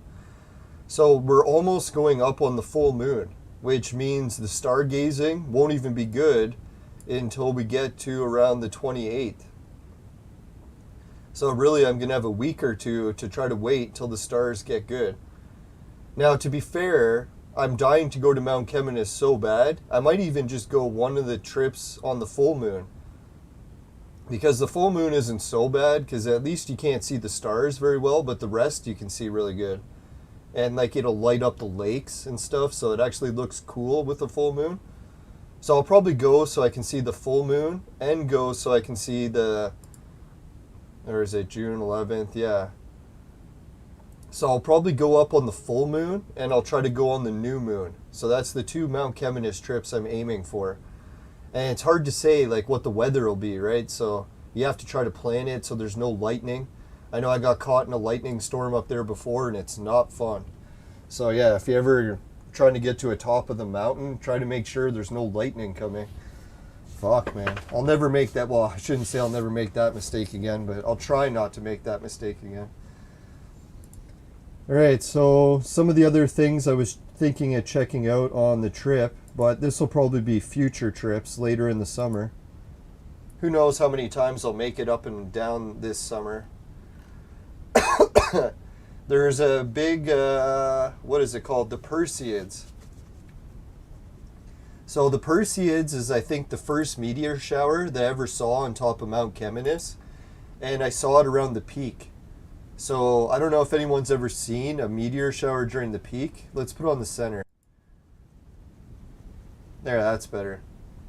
So if you have ever seen a meteor shower on the peak, on top of Mount Cheminis, on a new moon, when there's no star or no moon at all, guess what happens? Ever looked at like when it's raining and you look at like the little drips of water running down the glass on the car window, and it just sort of keeps going, right? Like you see all these drips going down the side of the glass as you're driving in the rain. That's actually what the meteor shower looked like. There was so many meteors, they were just going down like drips on the glass. I was like, holy shit, right? Like, I never realized that meteors could just go non-stop, right? Like, sure, there was the occasional big meteor, but I mean, like, little meteors were just dropping like raindrops. I was like, holy, that's so weird. I didn't even know that was possible. So the shitty thing about the Perseids this year is, sadly, the peak happens to be on the full moon. So it's actually the worst viewing possibility. So you have to go on the night that's closest to the full moon and closest to the peak. So we'll check what that is. Yeah, like when I saw those meteors dripping down like that, that's what convinced me that I want to try moving up north one day. I was like, you know what? Everything I've seen in the city, nothing was as good as that. Everything else was just not as good. All the beautiful women, all the sports cars, all the big movie theaters. Those stars were fucking amazing. I know it sounds weird, but they were. I know Joe Rogan talks about it too. He's like, once you see stars like that, you'll be like, holy fuck, man, nothing else looks better. He's like, even he liked it better than the birth of his kids, for God's sakes. Alright, so what did I say the peak was? Around the 11th or 12th, but it's the full moon. Yeah, here it is, the full moon on the 11th. So you have to pick the closest new moon to the peak. So right about here, like on August the 23rd to the 28th, this is when the meteor shower on Cheminis will be unreal. Like it'll be one of those drips down the glass window. If you go up on the peak during the full moon, you probably won't see much because the moonlight will be too strong. It'll block most of them out. So if anyone wants to go on a really advanced stargazing trip on Cheminis, there's the night. August the 27th. I think that's even my mom's birthday. Can't remember if it's the 27th or 8th, one or the other. I always get the two mixed up for some reason. No, it varies each year. So maybe next year the peak will land on the new moon. It's kind of funny that it's like the exact opposite this year of what we need. So in a way, it could be a good sign, bad sign. You never know. Like, you could probably go up on the August peak on the 11th, and the meteor shower might be so strong that even with the full moon, you'll still see it. And then it'll be fantastic. So you never know, right? But I've only been up there for the new moon during the peak. So I haven't actually seen it during the other conditions, so I don't know what it's like during the full moon. In the last storm I went up to stargaze, it rained the whole night, so we didn't even get to see the stars once. So yeah, hopefully I can have better luck this year. I know it's funny, because a lot of people, when they plan a vacation, is this the kind of stuff they're looking at when they plan a vacation? When the stars are going to be aligning, and when the moons are going to be lit up, and God, the things I put into planning a trip, it's a little bit weird to say the least. Yeah, so you can't win them all. Some of the other winter meteor showers, they might be better. It's just like the Perseids one, it's really good in the northern hemisphere. So that's why it's really good for Mount Cheminis.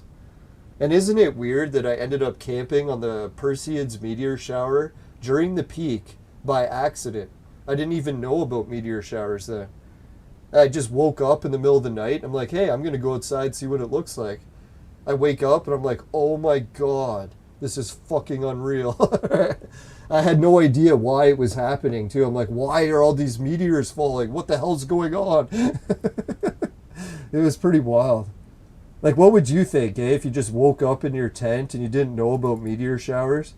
And you all of a sudden seen that, you're like, holy fuck, man, it's like the sky is falling. There's just meteors everywhere. I didn't even know that was possible. Yeah, it looks like this guy's a mechanic too. So if I need help fixing stuff, I bet you this guy might be able to be hired. That'd be sweet. I'll have like a mechanic living right next door. Thank God.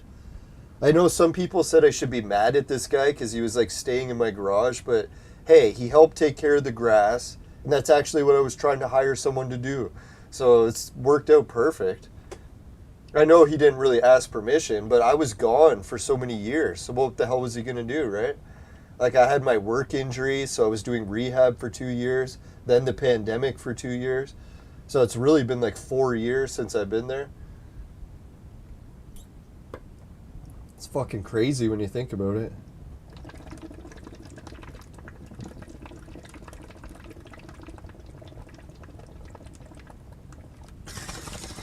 Now, I've owned this place since 2017, so I haven't really owned it that long, but still. Oh, the Perseid Viewing Laboratory. Yeah, the Perseid meteor shower.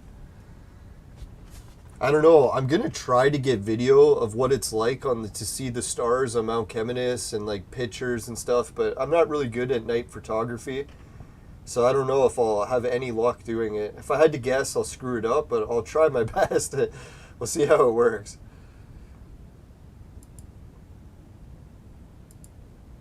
That's one of those things in life, right? Like, even though you know you suck at it, you just try your best, see what you can do.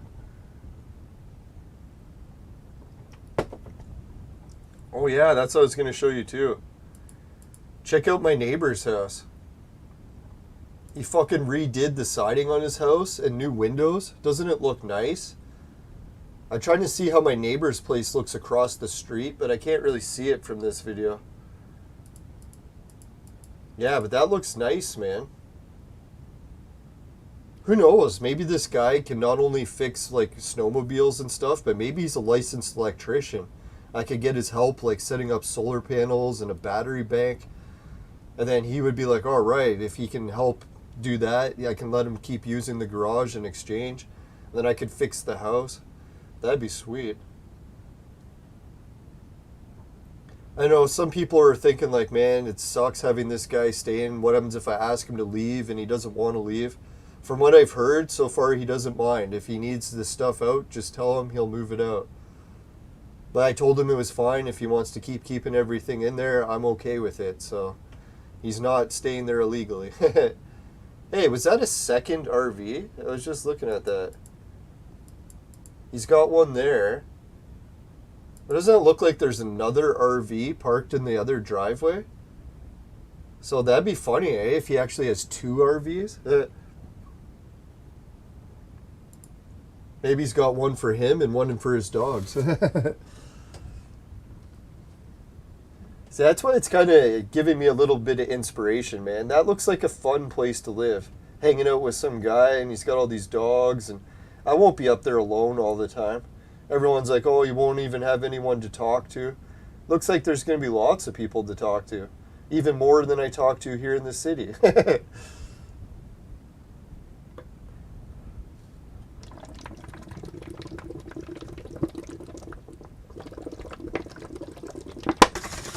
No, it'd be really weird if this guy that's staying in my garage, if he's like into ancient mystery stuff and he knows some of the local history, but I doubt it'll be that good. That'd be weird if that's the case. No, what I should do is ask him and see if he knows where those hexagon circle spots are. He's probably had people ask him to take him on trail tours before. Now, I don't think anyone would be robbing my garage because he's got all those dogs there too, right? So if anyone tried to rob his shit, I bet you the dogs would like bark like crazy. So he's got some good security there.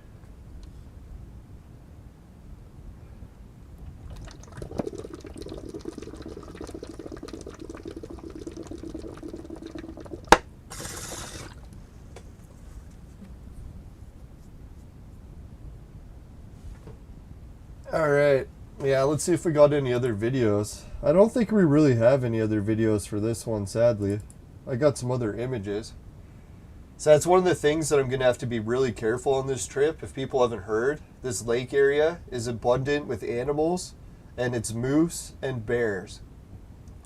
So those are pretty much two of the most dangerous animals in Canada. So yeah, this is definitely going to be one of those trips where it's going to be risky, that's for sure. I know our people are thinking this is just like one of those trips where you go lay on the beach in Jamaica or something, but no.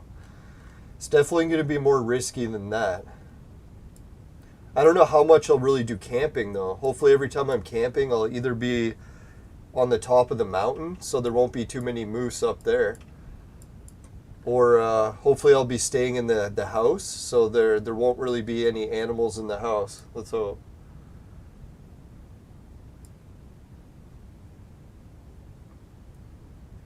Yeah, so I think, did I cover everything? There's probably a lot of other things that I didn't talk about and forgot, but... No, there was a couple other mountain sites to visit along this Highway 11, but we'll probably do that another trip. I had a really close call with almost a car accident in one of these areas, so not too keen on going back there. No, sadly, one of my friends was a little bit of aggressive driver, and we were driving in like one of these remote areas, and we went around some cottage roads, and I'm like, man, it's a cottage road, you should really go slow. He's like, oh, it doesn't matter. So he's going fast by the cottages, and some kids came around a corner, and we just missed running them over. I mean, like by inches. I was like, holy shit, man, that's why you don't go fast here. And then thankfully he started to slow down after that. I was like, holy, yeah, it's like any of those cottage road areas, you can't see around the corners. You definitely don't want to be driving fast. It's just crazy.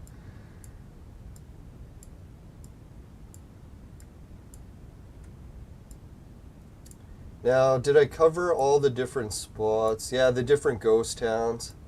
One of my friends from Toronto, he wants to come and see the ghost town of Cheminis. I was trying to explain to him there's not really anything to see because all the buildings are gone, but we'll be going to check it out either way, I guess.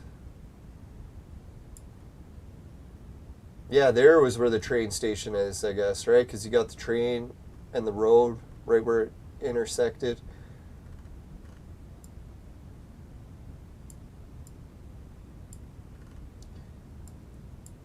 Oh yeah, and I was looking at some of the trails that you can take around to these different lakes. I don't know if I'll actually take any of those trails because I know I've gone on this part before and it was really swampy, so there's probably tons of mosquitoes. If anyone wants to ever help find one of the drones I lost, I was once flying a drone off the top of the cliff on the mountain this side. Was it that side? Yeah, that side. And a big gust of wind came and blew the drone all the way over here. So then I tried to get the drone and fly it back to the mountain, but it didn't make it. So it like crashed somewhere on the way here. And I actually went down and tried to look there, but I couldn't even get there. Because when I went down here, there was like a big cave, and it sounded like there was animals alive in it. And they were coming out. So I was like, oh fuck, I'm alone and there's animals coming out of this cave. I'm just getting the hell out of here. So then I just left. So sadly, one of my drones is actually somewhere around here. I don't know if anyone would have found it by now. It's a really old drone by now, from like the year 2012. So yeah, really long time ago I lost it. Shit, man, that'd be like 10 years ago I lost that drone there. Fuck. Yeah, if anyone's like ever on an adventure and they want to try to find drones, there's probably quite a few drones around here. Because when you're flying drones around Mount Cheminis, there's big gusts of wind. So sometimes you can just turn your drone on like full blast to come home, and the gust of wind just keeps blowing it away. So it doesn't even matter how much horsepower you got, you just can't make it back.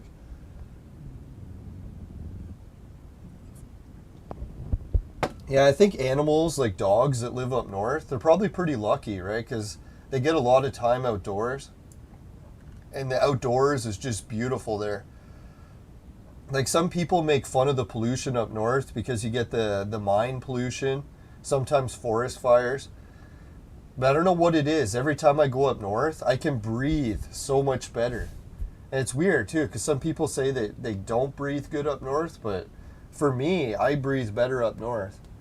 Every time I take a breath, it just feels like so much fresher compared to city air. Like I was doing some jogging on the top of Mount Cheminis, and I was able to jog around the whole thing like 3 or 4 times without even running out of air, which I thought was pretty surprising because normally I'm out of air after a few steps.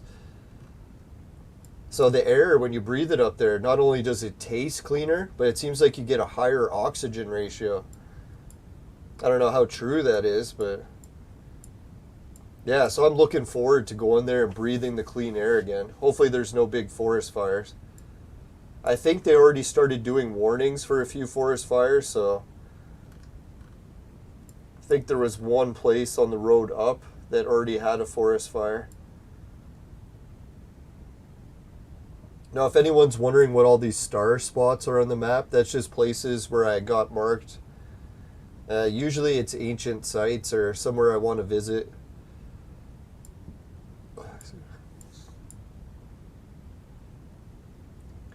Yeah, this is where the polar bear adventure was. I'm a little bit scared of polar bears now after seeing how big and powerful they are. Dear God, man. I can't believe people in the olden days had to fight those things.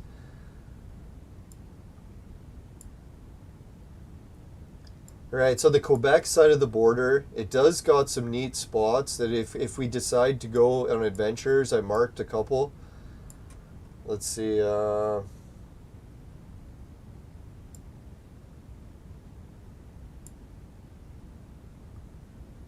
like this is that one town. It's got a pretty nice view from up here.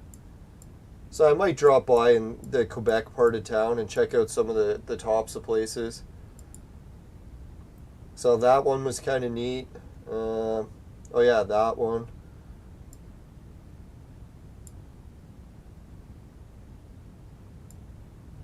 Yeah, wintertime picture. Looks like an old fire tower foundation. That's usually what it is, right? All the old fire towers were on top of the hills.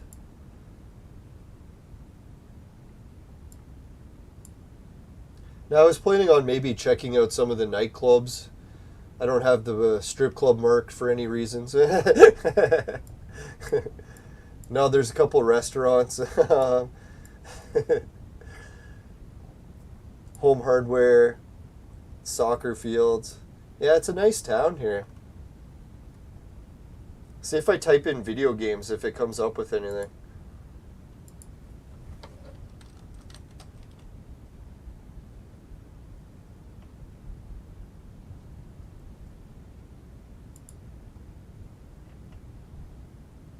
Yeah, here it is, La Zone Retro. I think that's the one. Yeah, so this is like a retro video game store that they got in Quebec. So I won't be spending all my time at the strip clubs.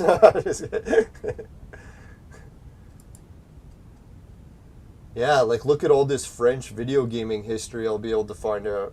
That's what I kind of noticed. And when it comes to video games, I like the history of it as well. Wow, look at some of this French video game stuff, right? Even Pokemon French stuff. French Magic cards.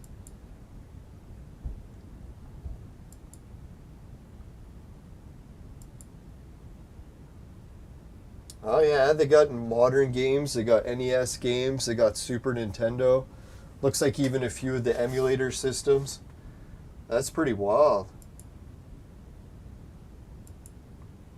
Yeah, so if anyone's wondering, well, it'd be complete. Oh, they even got a Wii U for sale. You know, I actually bought a Wii U, and I haven't even tried it yet. I've had it for almost 6 months. I need more time. That's what I was thinking, dear God, if I actually got more free time up north, it'd be a miracle. Yeah, that's a nice game store. I like the looks of that one. Some PS4 stuff. Ooh, they even got the amiibos. I never really got into collecting amiibos, but they look kind of neat.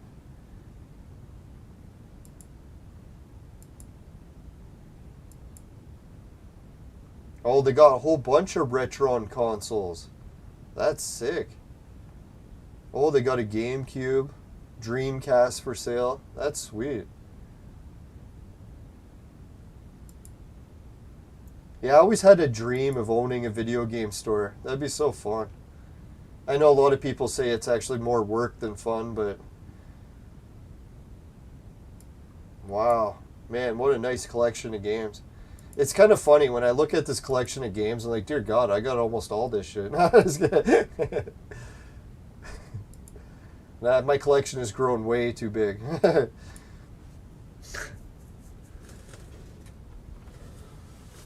I don't know. It looks like there's a couple gaming stores here, eh? There's like 3 of them. What the fuck?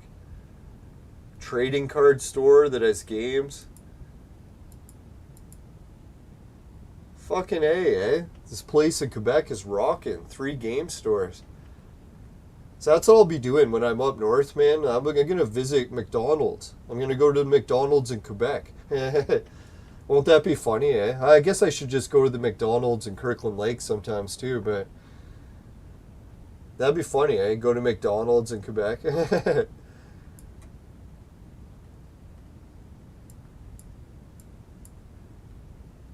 No, I'm sure Kirkland Lake and everyone out the Ontario side of the city's got some action, but when it comes to like the big towns, I think the Quebec side is a little bit richer, like wealthier. This city of Noranda has the highest standard of living in all of Canada. I don't think you can say that for Kirkland Lake, not to make fun of it, but yeah, there's a lot of super rich people that live in this place. Like, just look how many golf courses there is. One here. Yeah, one there, one there. This is just a tiny town. Well, not tiny, but still, look how many golf courses. I think there was another one. Oh, here, yeah, another golf course there. Oh, yeah, and there's even another golf course up here. So you got like 4 golf courses for one French town. It's like, you know how much money that must be? Like, how the hell could all those golf courses afford to be open? Those are huge courses too, right? One of them actually has a disc golf course. This one up here. So I might stop and try the disc golf sometime. I don't know if anyone up north is into disc golf, but it'd be nice to actually play one round while I'm up there. That would help get rid of my homesickness, because one of the things I like most is disc golf, so if I could play it even just one round a month to not get homesick, it might do the trick.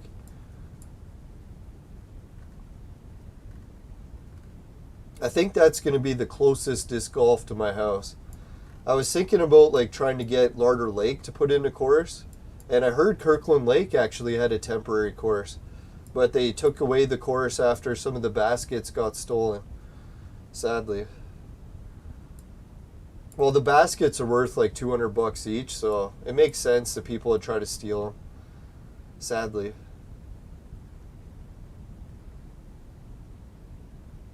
Yeah, let's see.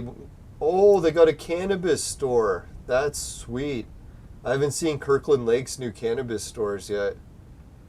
I don't think I've been up since, well, I guess, yeah, weed was just legalized when I got up there last time.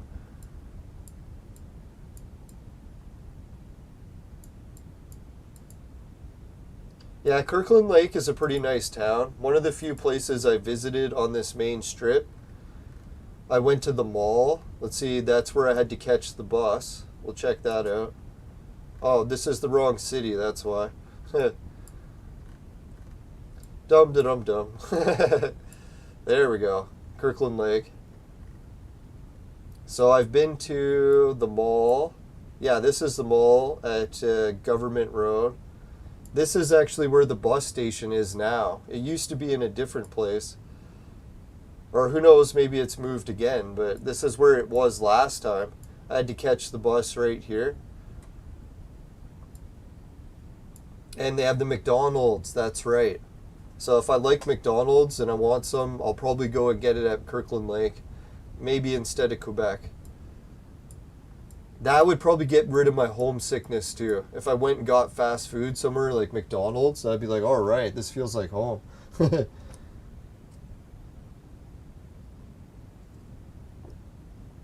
Yeah, I wanted to try running on a mountain. I don't know, like you always see it in movies, how they're like running up mountains and stuff. So I would run around the top and run up and down the mountain.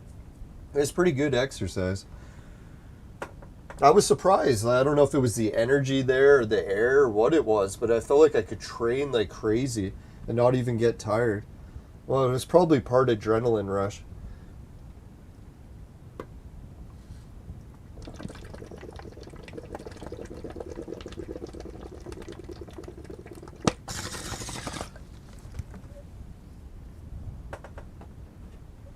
Alright, so I've been to the McDonald's here, and the prices were pretty good, like standard McDonald's prices. I didn't notice any like huge hike in prices going up north. Oh, there's a Museum of History. I might have to check that out. I haven't actually been to anything in Kirkland Lake other than just sort of partying at people's houses. So I partied at a few houses down in this part. I think I partied in a few houses near the other half of the town too. Because some of my friends moved into different houses over the years, so I got to party in a few different areas. I know some of the parties in Kirkland Lake get pretty rough, but I didn't get into too many hardcore partying. Mainly just weed and booze. I don't know, like I guess some of my friends got into the harder stuff there, but I'm not really too into that. And I don't hold it against people that are, but it's definitely playing with fire, that's for sure. Oh, they have a dog park, so maybe I should go check that out. Oh, I've never even checked out that part, so maybe we'll see that. No, what was the other part in Kirkland Lake I went to? Oh yeah, they had what is that place called? Like the Army Surplus Store. Where was that?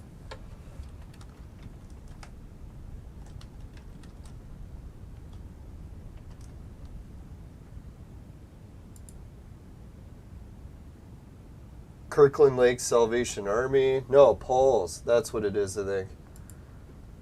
So I went to Paul's before. Yeah, military surplus. What a good store this one is.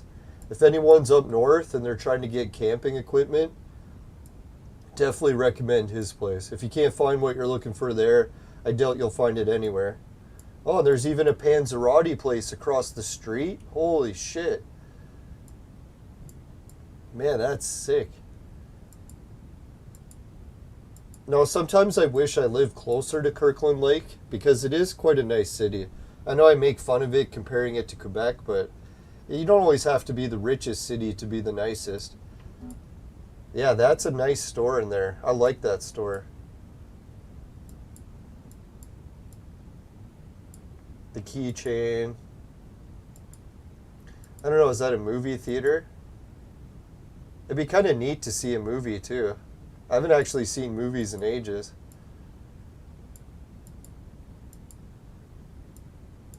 I think that's all I've been to in Kirkland Lake.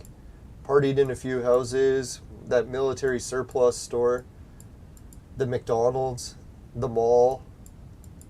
The mall was pretty small on the inside, but it was okay. Oh, they got hobby shops too. I don't know if Kirkland Lake has a video game store. I'll have to check it out if they do.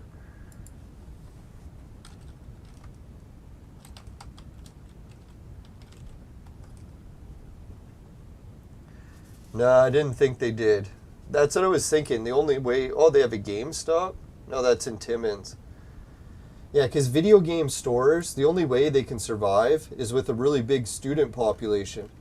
So the only reason that there's a video game store in the Quebec town over here is because they got huge universities, right? It's like all student campuses. So once you got that many student campuses, then you can have like video game stores all over the place. 3 of them. Fuck. So lucky I live closer to the video games. There's my house. See, that's the debate, really. If I want to get supplies from a really big town, do I just go to the Quebec one or do I go to Kirkland Lake? And Kirkland Lake is about 5 minutes closer, but the Quebec one's a lot bigger, right? Oh no. Yeah, that's good. Yeah, I know. It's hard not to steal stuff when you're a kid. I used to get into trouble. Well, almost got into trouble for that a few times.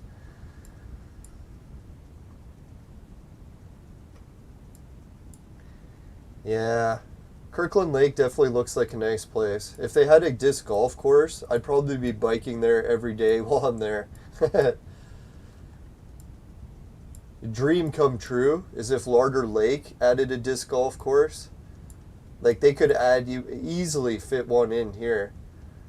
I even asked them if they would do it, and they said they liked the idea, but they didn't think it was feasible. So I will have to go and check it out and see if it's feasible, but I think it is feasible. And I've got the connections within the disc golf community where if a course like a Larder Lake Ski Club, if they said yes, that they would put in a disc golf course, I could probably get the course put in for free. So it'd be like $10,000 sporting equipment, and I could get the all for free. And how it would work is usually the disc golf companies, they'll want a sponsor. So if like Prodigy or whoever company wants to do it, so then their company will have all their baskets and they can show it off. So that's the catch. The company can show off the baskets, but you get the course for free. The only catch is really you need a course to put it in, like somewhere that'll allow it to go in. So if they gave the approval, you could have like a world-class disc golf course put in for free. Especially the view. Like, fuck, man. Look at the view from the top of that. Let's check that out again. Yeah, like, look at that. If that was the top of a disc golf course, can you imagine how many players would be like, ooh, this is a fucking, like, top-of-the-line course. Who knows how many people locally would actually play it? I bet you there'd be a lot of students that would come over from the Quebec side. Especially if you put in, like, a top-of-the-notch course. You'd probably have, like, 50 kids a day coming from Quebec to play it. Or students, or whatever you want to call them. Not to mention, like, anyone that happened to be local. Now, disc golf is one of those sports. It is mainly for the younger crowd. Because, yeah, once you get to a certain age, it's hard to throw a disc that far. I know some players play into their 50s, but I don't see too many 60-year-old disc golfers.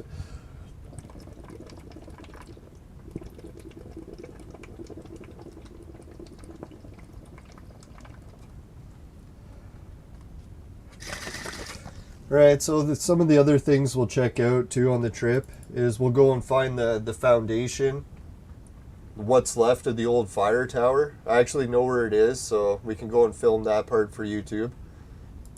What else? Here's some more of the fire tower. Actually, where the fire tower is one of the best camping spots. So that's kind of neat. What else is there? I think that's just about it. Yeah, this turned out to be a pretty long presentation. Holy shit, 2 hours and it's already 1 a.m.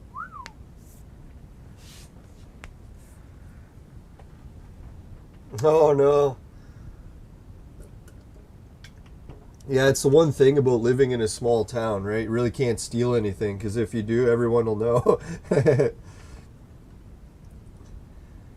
Especially if you steal something rare, right? Then it really stands out. Yeah, that must be nice for bike theft, though, if someone steals your bike. Unless they sell it to someone in another city.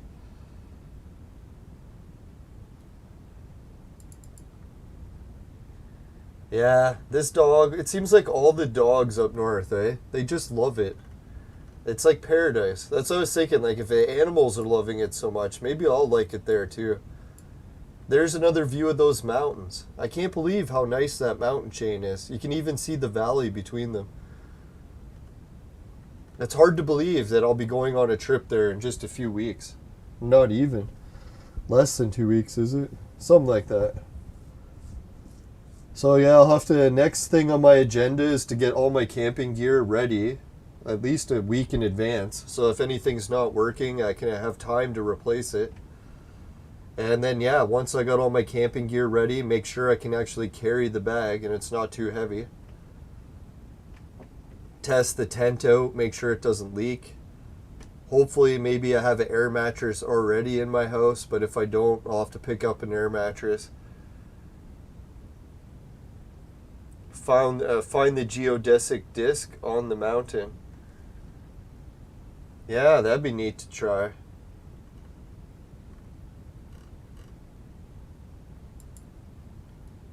Now, I think it's funny too, because when you meet a lot of people up north, I guess a lot of them have been to the cities before, but they don't realize how special it is up there.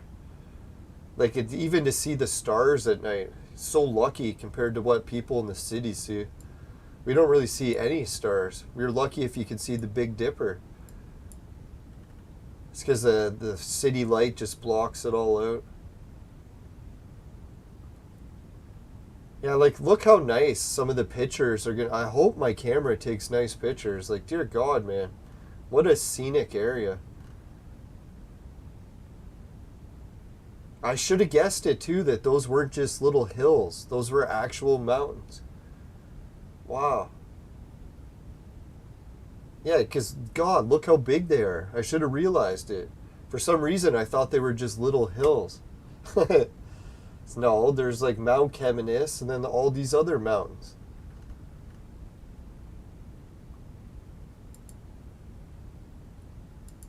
Now, that's one thing I think I'm really lucky with my place. Dublin Bay is kind of nice and all. Yeah, I guess it's really even nicer views, but when it comes to being, yeah, they can even see Mount Cheminis better than me too. Shit, I really should have got one in Dublin. But anyways, the view here is pretty nice.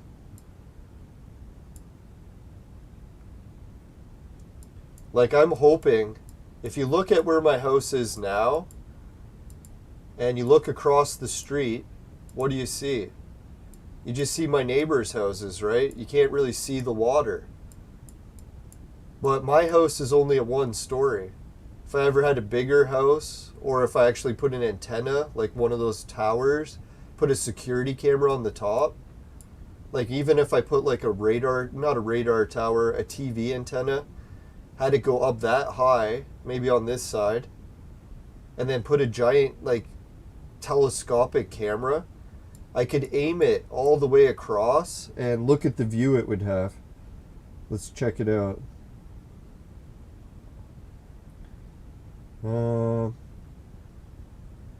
There's the view one way. Yeah, so that's the view one way. If I had the tower, it would be able to see Mount Cheminis like that. That must be the Raven Ski Hill. I think that could be it. Or maybe the Raven Ski Hill is even farther. Could be. Because that'd be funny, man. If that's the ski hill, that would mean that if I put that tower camera up there, I'd be able to see the ski hill once it reopens. So I could have like a weather cam showing the ski hill, and everyone around would be like, hey, let's check out the cam, see what the ski hill looks like. Oh, that'd be sweet.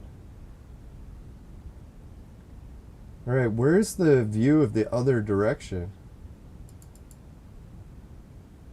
That's Mount Cheminis.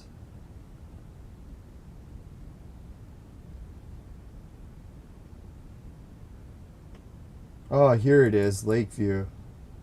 So yeah, if I put the camera on the tower on the house on this side and looked over the neighbors' houses, that's the view I'd have. You'd be able to see the mountains and you'd be able to see the lake. So I'm like, shit, all I really need is either a balcony or a tower. Now obviously a balcony would be better, so then I could actually see it a little bit closer. Yeah, let's just look at it, actual Google. Why not?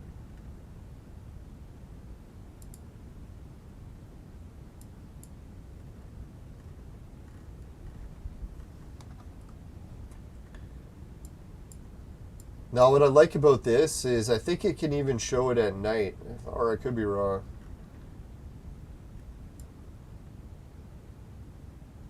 Yeah, it does. So there's Mount Cheminis. Isn't that wild? Oh, there it is. There's the ski hill. Fuck, why is it working so good now? I must have had it in the wrong software before. Yeah, I was hoping I could show the ski hill. There we go. Fucking look at that ski hill, eh? You can see where the peak of it was, where the valet place is. The different ridges they were talking about, how they could expand it. There you go into the canyon with the river and the lake. That must be, fuck, man. The sleeping giant on the shore. Yeah, that part too. That's a beautiful area. I can't believe how big the ski hill used to be and it got closed down, right? What a crying shame. I don't know if I'll meet any old people up there that actually remember skiing there. I hope I can go to the top and take a picture. It kind of looks like private property, but maybe not. Yeah, there's Raven Lake or Raven Falls. Oh, there's the falls. Or I could be wrong. I'm looking at the wrong spot again.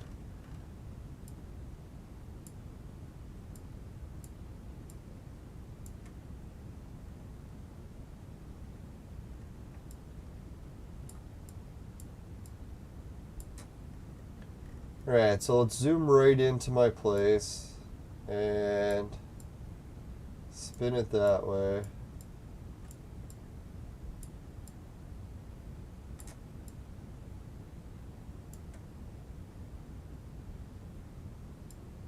Jeez, I'm horrible at the camera. Can't control it properly at all. Not even close.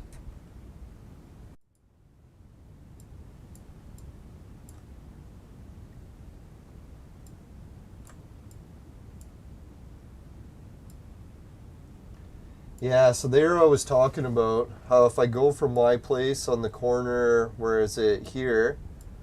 There's my house, the black one. If I want to go to the beach, I can just go up this road, take this trail, and is that an actual road? Or will that not be permissible?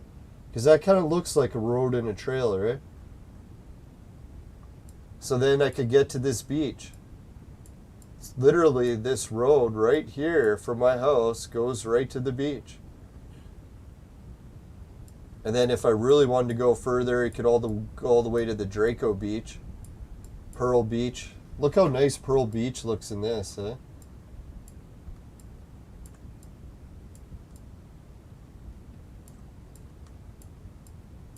There we go. See if we can do a pan and show the whole area.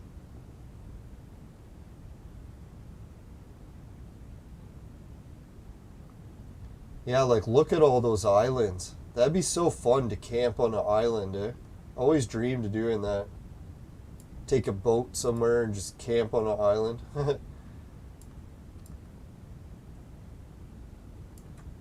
Yeah, it's kind of a shame. The gold mines did kind of ruin a lot of the landscape, but hey, people need places to work, right? Not everyone can just be... Oh yeah, look at that. That looks like a pretty nice beach. I don't know if anyone's ever been to this beach before. Is it really small? Is that even a beach? It looks more like a dock, right? Maybe it's just a dock and that isn't a beach. Well, I'll find out when we get there. Oh, there is a small bridge, eh? Oh, okay. Yeah, if that's actually a trail or a bridge that I could take to the beach. Yeah, down here, if that's a bridge. Oh, this is a bridge. Yeah, I've been across that bridge before. My buddy actually drove his pickup truck across there, and the road was so rough that some of my stuff in the back got smashed up. I was like, man, it's like only if that road was a bit smoother, or he should have just slowed down.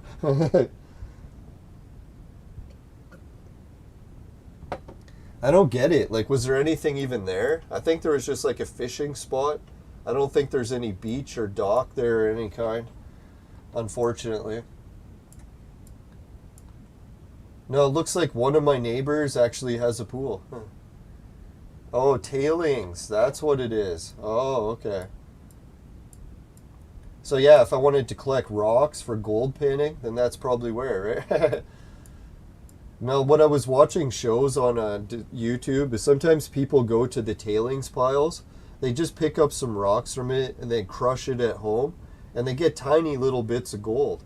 But I was like, is it really worth it? They said no, but as a hobby, it's kind of fun to do. Because really, it takes so long, it's not worth it, but it is kind of neat how you can just take little bits of tailings and get the gold out of it. If you can actually crush the rock. Crushing rock always isn't easy, depending what kind of rock it's in. If it's in, what is it, quartz, then it's a lot easier to crush. If it's in granite, yeah, no luck crushing that. That's the only thing I'm worried about my house too, is that if I really do fix it up nice, look how close it is to the river, right? Like, that's pretty damn close. If that river starts flooding, how far would it have to flood before it actually hits my house? Not that far.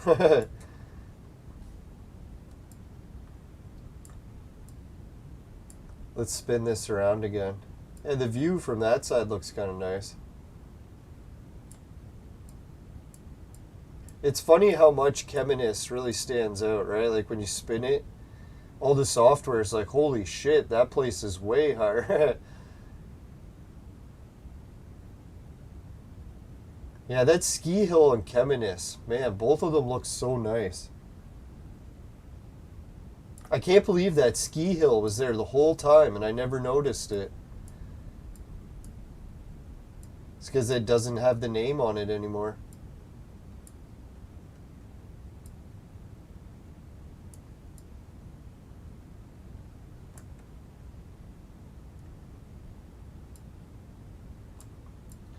Oh yeah, if anyone's wondering, how far do I have to go to use the washroom if I can't get my washroom situation fixed at the house? Now I'm hoping I can just get the washroom at the house working so I won't have to go use the washroom. But the gas station at the corner, I'm pretty sure it doesn't have a washroom because it's a little bit run down. And the different lodges that had washrooms, like the Riverside Inn, I think they've closed too. It got sold. I don't know if anyone bought it or if they've opened the washrooms yet, but if I had to guess, there's no washrooms here either. So if I had to use a washroom, I might be able to use this lodge's washroom, but probably only if I buy stuff there. I don't even know if they have a store that sells stuff, so hopefully. But when it comes to a free washroom that's open 24 hours, I'll show you how far it is. It's kind of funny. Well, I shouldn't say funny. Man, if I have to go to the washroom at night, I might just go with finding an easier way because it's a pretty far bike ride to go in the middle of the night Could get killed by a moose or a bear.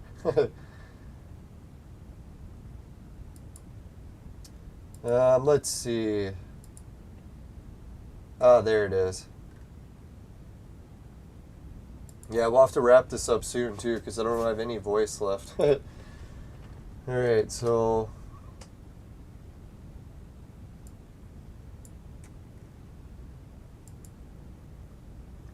go to directions, and we'll go to the closest washroom that's open 24 hours. Oh, actually, that was the one thing I was wondering.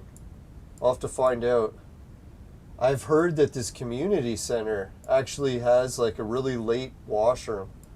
So I might be able to go to the community center and use the washroom there, if I have no other choice for washrooms. So that's not too far, right? Let's check out that.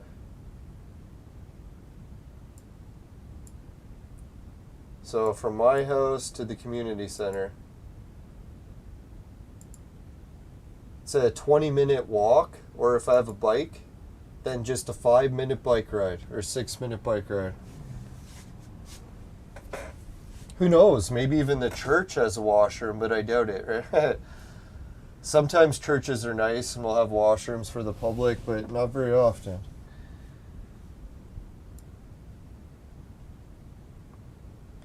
Yeah, there's always the option of cat litter. No, and if there's a place that I really need to flush it, I could show you where too. Is Bear Lake. I won't throw it in the lake, obviously, but if you zoom way in and you look at these little buildings here, these are actually 2 washrooms. And they're open 24 hours a day. All year round, I think, even too. Obviously, they're just outhouses, but they got electricity, and they have all the utilities you need. Oh, at the marina docks. Yeah, that's a good idea. Maybe there's a washroom at the marina. But hopefully I'll just get the washroom working at my house, and it won't be such a big deal, but there's definitely should work out some alternatives, because washrooms are pretty essential. Alright, so where was the dock again? Oh yeah, here. So this building here might actually have a washroom. That'd be nice. Because if I only have to go to there to use the washroom, that won't be so bad.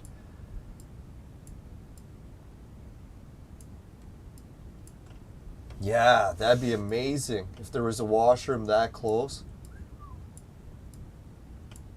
Alright, so hopefully, if I can't fix the washroom, there's a few backup plans for that. When it comes to getting food on the trip, I used to like to get food at the Riverside Inn. That was my favorite food I ever tried up north. It was so good. Even they even had cold beer and everything. I was like, shit, man, this is my kind of place. But now the Riverside Inn is closed.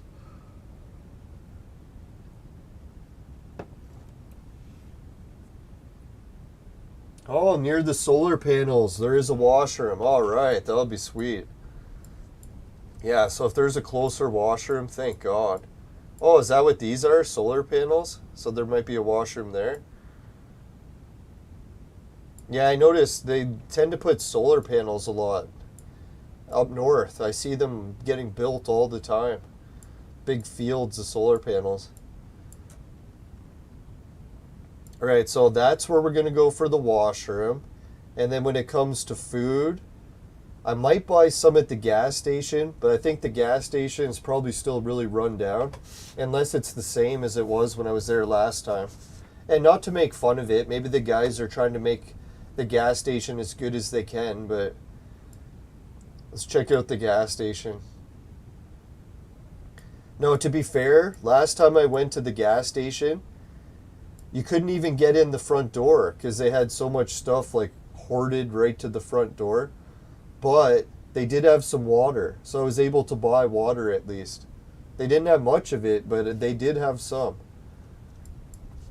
And this is where I used to stay. I used to stay at the Riverside thing. I used to smoke joints right here. This was actually like a smoking shelter. I would go in there on my trips, So I come out and smoke joints and then go back into the room. Sadly, I heard some of the other rooms burned down. I actually got some videos about what it's like to stay in this room, but I didn't put it in any videos on YouTube yet. So if anyone wants to see what the rooms were like in there, I actually took videos. No X-rated videos, don't worry. Not yet. No, I'm just kidding. No, so I can't get food there. That Riverside Inn, let's go take a look at it. I don't know, whoever bought this inn, they're so lucky. This was such a nice place. I would have bought it if I would have had the money. The chicken deal they had here was so good. The chicken was like delicious. They even have the sign for it, like pizza and chicken. You went in there, they had like a whole bunch of tables. They had bar with beer. Oh, it was such a nice place. Fuck, when I heard that it closed down, I was like, no. Yeah, it's even got a view of the mountain a little. So if we can't get food there anymore, I'm thinking the only place I can really get food that's close to my house now is probably over here. Where was it? Bike through there. There it is. There looks like a corner store. Hopefully it's still there. Because I see they have a sign for like slush puppies. Looks like lottery tickets. So hopefully this is a store that sells food. So yeah, this is where I'll be able to stock up on some drinks too. Imagine they sell booze here. Oh, that'd be sweet. Yeah, so if I ever need cold booze, I can just... Oh yeah, look, you can see it. They got Pepsi. Oh, that would be sweet. So if anyone knows if this corner store is still open, this looks like where I'll be going. See, if you go down the road from the corner store and you try to take that trail, Google doesn't go any further. So that's why it looks like just like a driveway or a trail, right? Like that's the trail. So it almost looks like a driveway, right?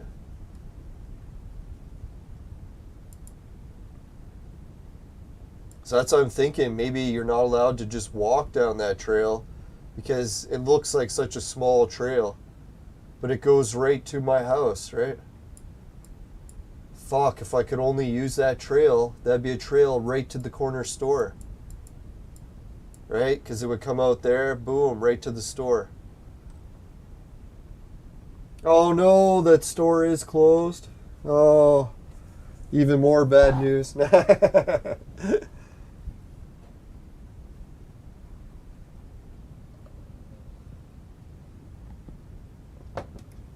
No, hopefully one of the stores will be open in this town. There's got to be one in this town. Hopefully. Imagine they closed every corner store. Oh, man.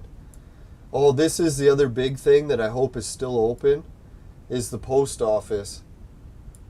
So anytime where I'm up north and I order packages from like Amazon, this looks like where I'll have to go to pick it up. The Virginia Town post office.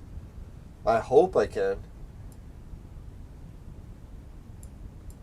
Yeah, so if I can't get any food at that corner store, then I'll have to go all the way to Larder Lake to get it. Oh well, my buddy up north said he's getting me a bike ready, so I'll be able to bike to Larder Lake. Sure, it'll be a far bike ride, but hey, at least I'll be able to go to a store. Now I'm hoping this is where I can get packages. So anytime where I'm shipping packages up north and I have to pick it up, I can just pick it up there. Because normally if you order a package in the city and it shows up and you don't pick it up, you have to get it at the post office.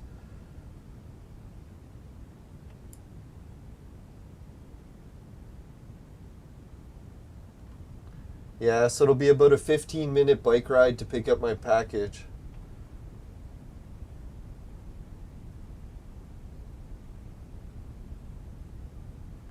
Yeah, 5-minute trail. That does look like a really short trail. If I can use that trail, oh man, that'll be sweet.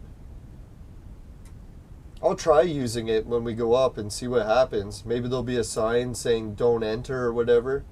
But if there's no don't enter signs, I'll just keep trying it till someone yells at me and tells me to stop taking it.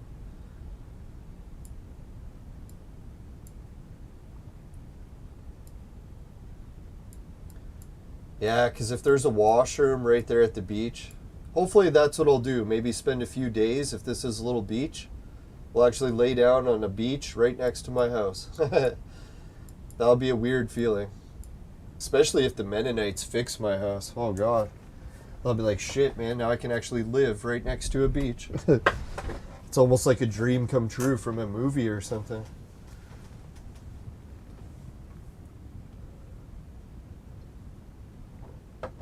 I don't know, some people make fun of moving so far up north to get a cheaper place to live, but I don't know, in my city it's almost impossible. You'd have to be a millionaire to get a house. And not to make fun of it or anything, but I don't think I'm ever going to be a millionaire, so if I really want a house, it's either go up north or never get one.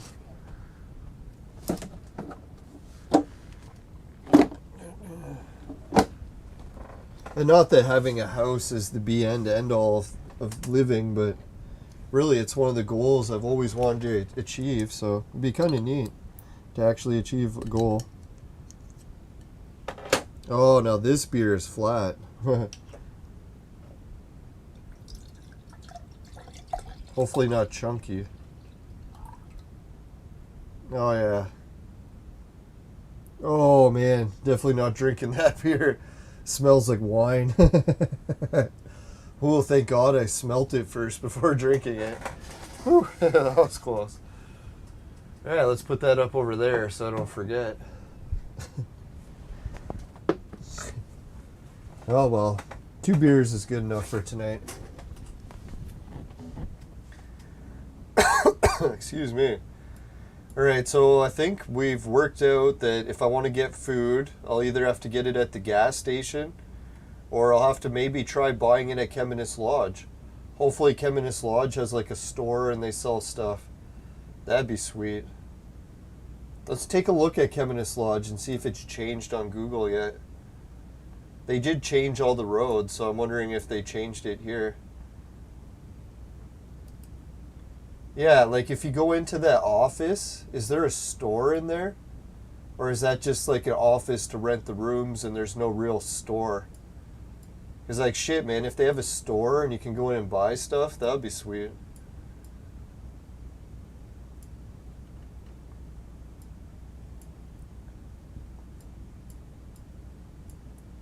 No, sadly there was a case. Yeah, you get a good view of the mountain from here. This used to be the King Solomon's Road, from all the pictures that I like to show. See if I have that one kicking anywhere still. Oh yeah, I think it's in my King Solomon's mindset. I'll try that one.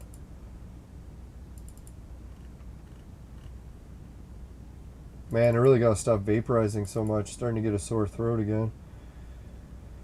Alright, where's the picture of it? Ah, here it is.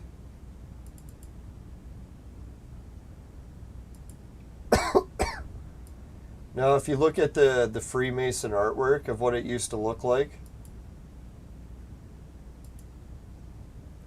you can see, if you zoom really far in, we'll go over some of this stuff that I never really covered.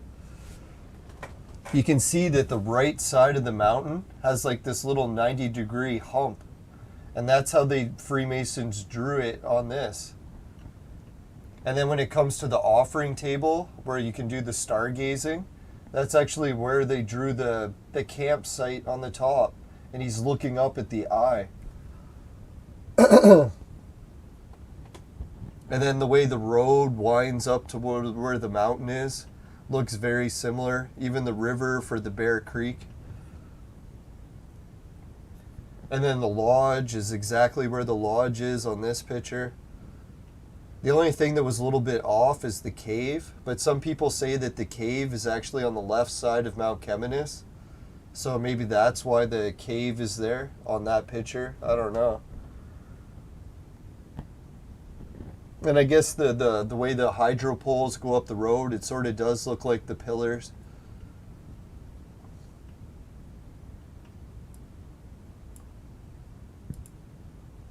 I don't know, some people think it's a stretch, but then other people are like, yeah, there's probably something to it. Yep, so that's the Cheminis Lodge. I actually did stay here one night, and the staff was super nice.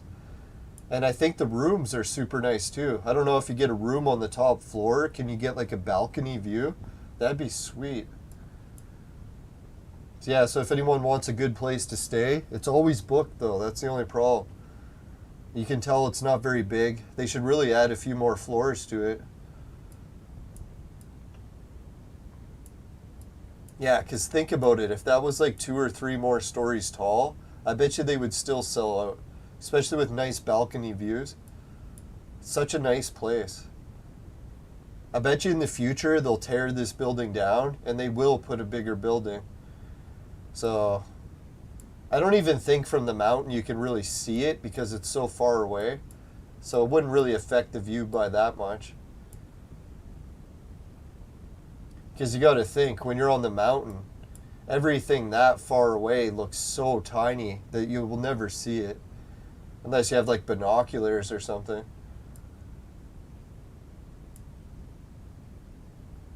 Alright, and if I need to go to church while I'm there, maybe I can drop by this church. St. Pierre's Church. That's cool. Hey, it gets a 5-star review. Oh, the spring dries up in the late summer. Yeah, that'd be... I've seen that happen a lot of times with ponds here, too.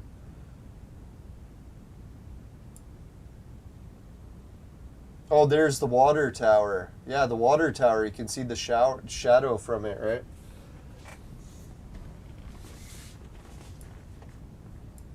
No, I think I almost went to one of the dances they had for Halloween at the community center. But sadly, I got a really bad headache that night and I couldn't go because I was like, fuck, I had to lay down, take Tylenol. By the time I did that, I was already so tired, I just went to sleep. So sadly, I missed the big party. But I was kind of interested to see how big it would be. 10 people show up? I don't know. Not to make fun of it, but... No, the community center looks pretty big. I bet you could hold a few hundred people there, probably, right?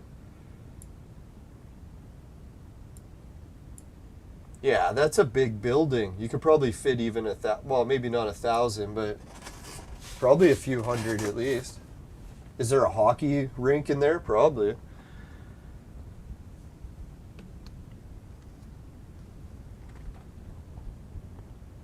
Oh, the cave is around the spring. Oh, that would make sense. Holy shit, Steadfast's family helped build that church. No kidding. That's wild.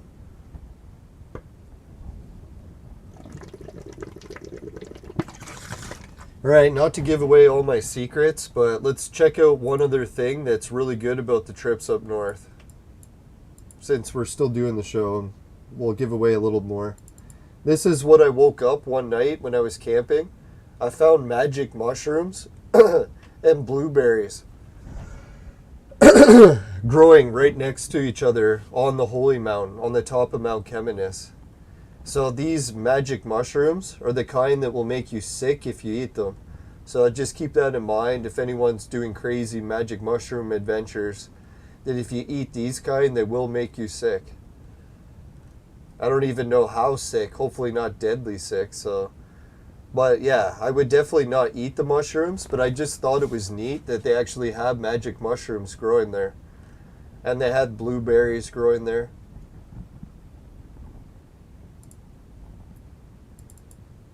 And yeah, the pictures of the magic mushrooms, I put it as kind of neat that they grow next to the offering table for the shamans. So if the shamans found a way to eat the mushrooms without getting sick, like the urine way, then yeah, they could probably do some hallucinations while they're doing the stargazing. Be pretty intense.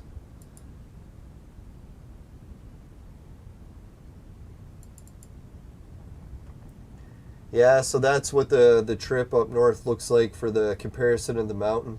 You can see really how it has that same curve to it on the edge, right? So most people say, oh, it's just a coincidence that there's an edge, and that the boat is shown going back on the river towards the ocean. They grew up in my yard. Oh, no kidding. Now I'll have to get Steadfast to call into the show sometime. Alright, let's see. No, if you got oh yeah, you are in the Discord. If you got the Discord already, you can always call in. Let's see. Kirkland Lake gold. We'll show off the gold at Kirkland Lake just to give people an idea. I'm not actually kidding that the Kirkland Lake gold is the second best in the world. It was only ranked behind the California gold mines, Fire Creek. What else was there? Oh yeah, the military base that I was talking about on where all those celebrities were in Raymore. There's some pictures of that. I actually got it in my video archive. If anyone wants to go into the archive, I think it's called, I can't remember the name of it, but it's in one of the travel vlogs. Oh yeah, just to give people an idea about how big the gold is.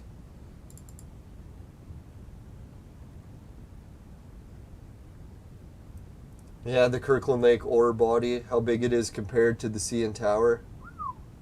It's fucking massive, right?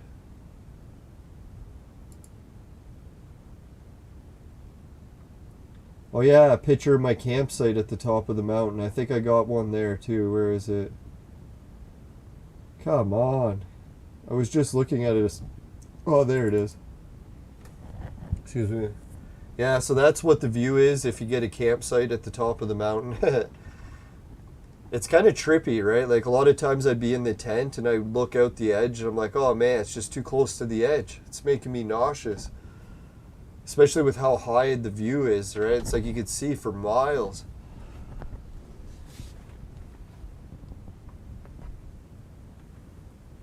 Holy shit, Steadfast was saying those same mushrooms grow in her yard. Holy shit, you're so lucky.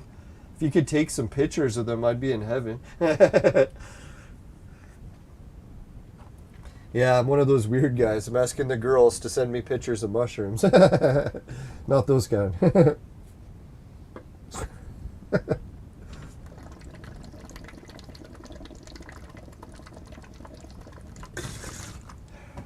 Whew. Yeah, that was a little bit harsh. No, so people are wondering, is it worth it to try to camp on the top of the mountain? It's a lot of work because you have to carry all the camping gear. And to be fair, my back is really fucked, so I can't really carry too much. So we'll have to try to make it as light as a camping trip up to the top as I can. Maybe just carry one tent, maybe two, and a little bit of bedding stuff. I don't know, pillows. Yeah, it's a lot of heavy shit to carry. Well, we'll see what we can do. I did it once, so I think we could do it again.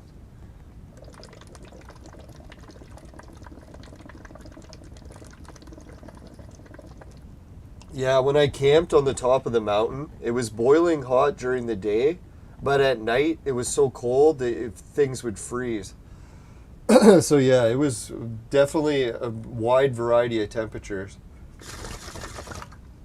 Like I was even camping up there. I think this picture was taken this day of the week, like a day of the year. So there was ice still, but it was like the end of May. So yeah, there was still a bit of ice at the top. Which is kind of funny to think about it, because in the city you're like, God, the ice melted months ago. But no, up there, the first week of June, there was still a bit of ice. I actually ran out of water when I was on top of the mountain. And I ended up drinking the ice when I just melted it and boiled it. Yeah, that's the one really neat part when you wake up on the mountain. Sometimes the clouds are below you. So it looks like you're sleeping on top of the clouds. It's pretty wild.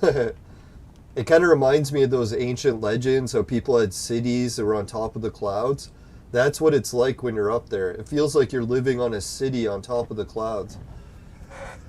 Especially when the clouds are there. Yeah, there's been quite a few times where I was up there and there were so many clouds you couldn't even see the edge. So you would just see the edge of the rock and then there'd be clouds.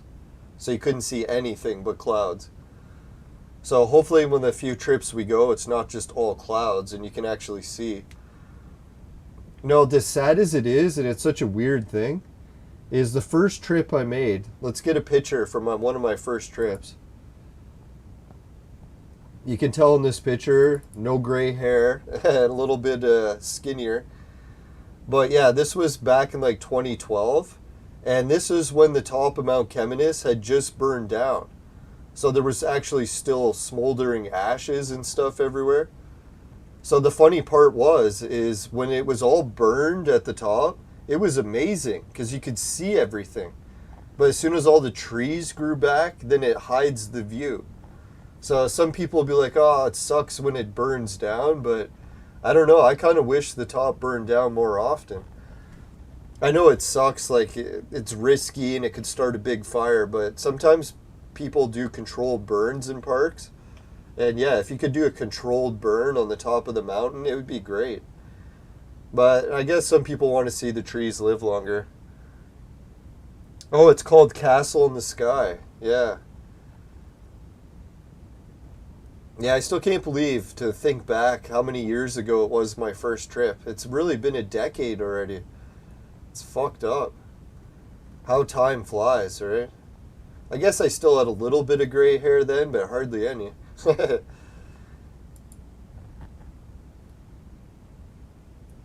Alright, so let's look at some of the connections with the Vikings and stuff. Some people are saying that the Phoenicians were the ones that taught the Vikings how to build their ships. So if it was the ancient people that were trading gold to Kirkland Lake, it might have actually been some of the Phoenician trade routes. So that'd be kind of weird, but interesting to consider.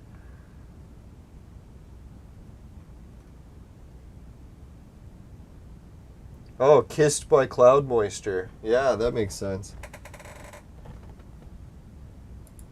I was just going to show people too what are some of the ancient trade routes. If you follow the Ottawa River, it actually goes all the way up to where we were talking about. So the Draco Stonehenge and stuff, it's like right there. So it's almost right next to it. There's that town, Roy and Naranda, with the video game places. So if you wanted to do a river trade route where you're running the gold, you could run it all the way to Montreal via the Ottawa River.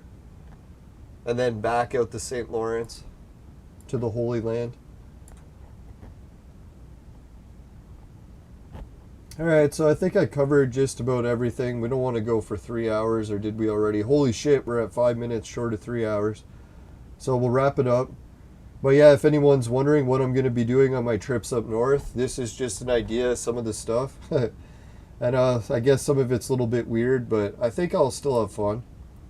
Especially if I manage to get a new garage going and I have my own place again. Oh man, I don't want to get my hopes up for that because the odds of that working is almost 1 in a million, but we'll see what happens. Maybe we can fix the house, maybe we can't. It's not the end of the world either way. Who knows? Maybe I'll just use the house in whatever shape I can. Hope it doesn't collapse. Now, legally, I'll have to make sure the building is safe, I'm sure. I'm just joking.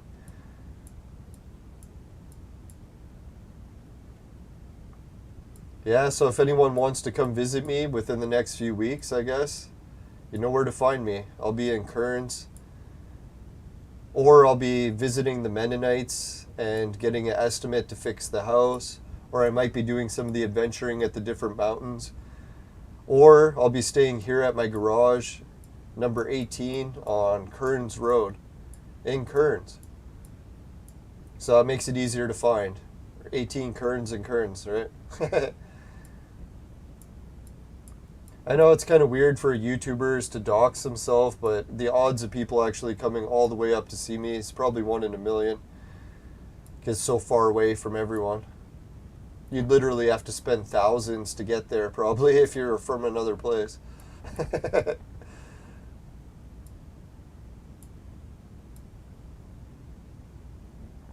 Alright, so yeah, I can hardly wait to do this trip. As you can tell, I'm actually really nervous to go because it is daunting how many different tasks and things I want to try to do.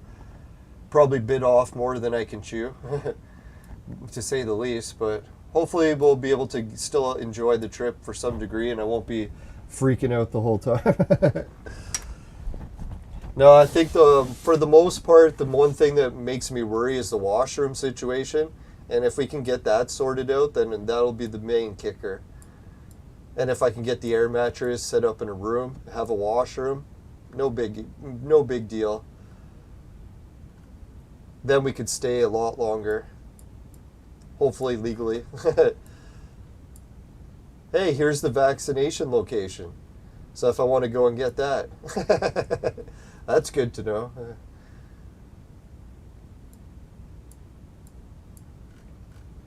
No, I just have to say I agree with the World Health Organization, the CDC. Not allowed to disagree. Alright, so if I forgot anything else, I'll try to cover it in the next video. Hopefully the next video I do about this, we'll be talking about how great the trip went. Let's hope.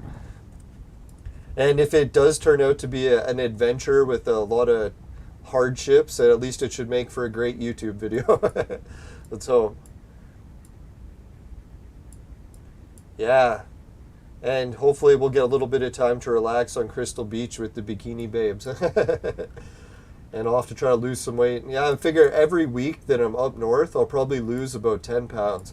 So by the time I leave the trip, if I'm up there for like a month or two, I might reach my weight loss goals. We'll see. Because I'm probably not going to have much in the way of food options. I'll be eating like fast food or stuff that I get from this place. The Larder Lake Co-op. For God's sakes, I hope this place is still open. If the Larder Lake Co-op shop isn't open, I might not be getting any food. Oh, they have movie rentals. Alright, so let's wrap it up. We'll go to the fire screen because we're really close to the 3-hour mark. Or is it fire? Right, if you happen to get any ravens in your vaporizer and they taste like shit, give the show a dislike. But if it doesn't happen, you can give the show a like and a share. Really appreciate it. Just make sure never buy the products from my sponsor. Because it will ruin your life. Bye for now, everyone. See you later, and wish us luck on the trip. Yeah, there's going to be a whole bunch of people going, I guess, meeting a few there and driving up with a few, so it should be fun. So yeah, good luck everyone in Clone Evolution, and hopefully I'm back to do more episodes soon. And yeah, we'll still be doing Clone Evolution episodes right up until about the 11th. Probably up until about the 9th or the 10th. Because yeah, then I'll be in panic mode trying to get everything ready for the trip. Alright, so see you later. Bye for now. Take care everyone. Later. Later. Alright, let's give a shout out to everyone in the chat. Steadfast, Ludo Ergo, E King, George Washington with the big super chat. Thanks everyone. If I forgot anyone, I'll mention it next time. Later.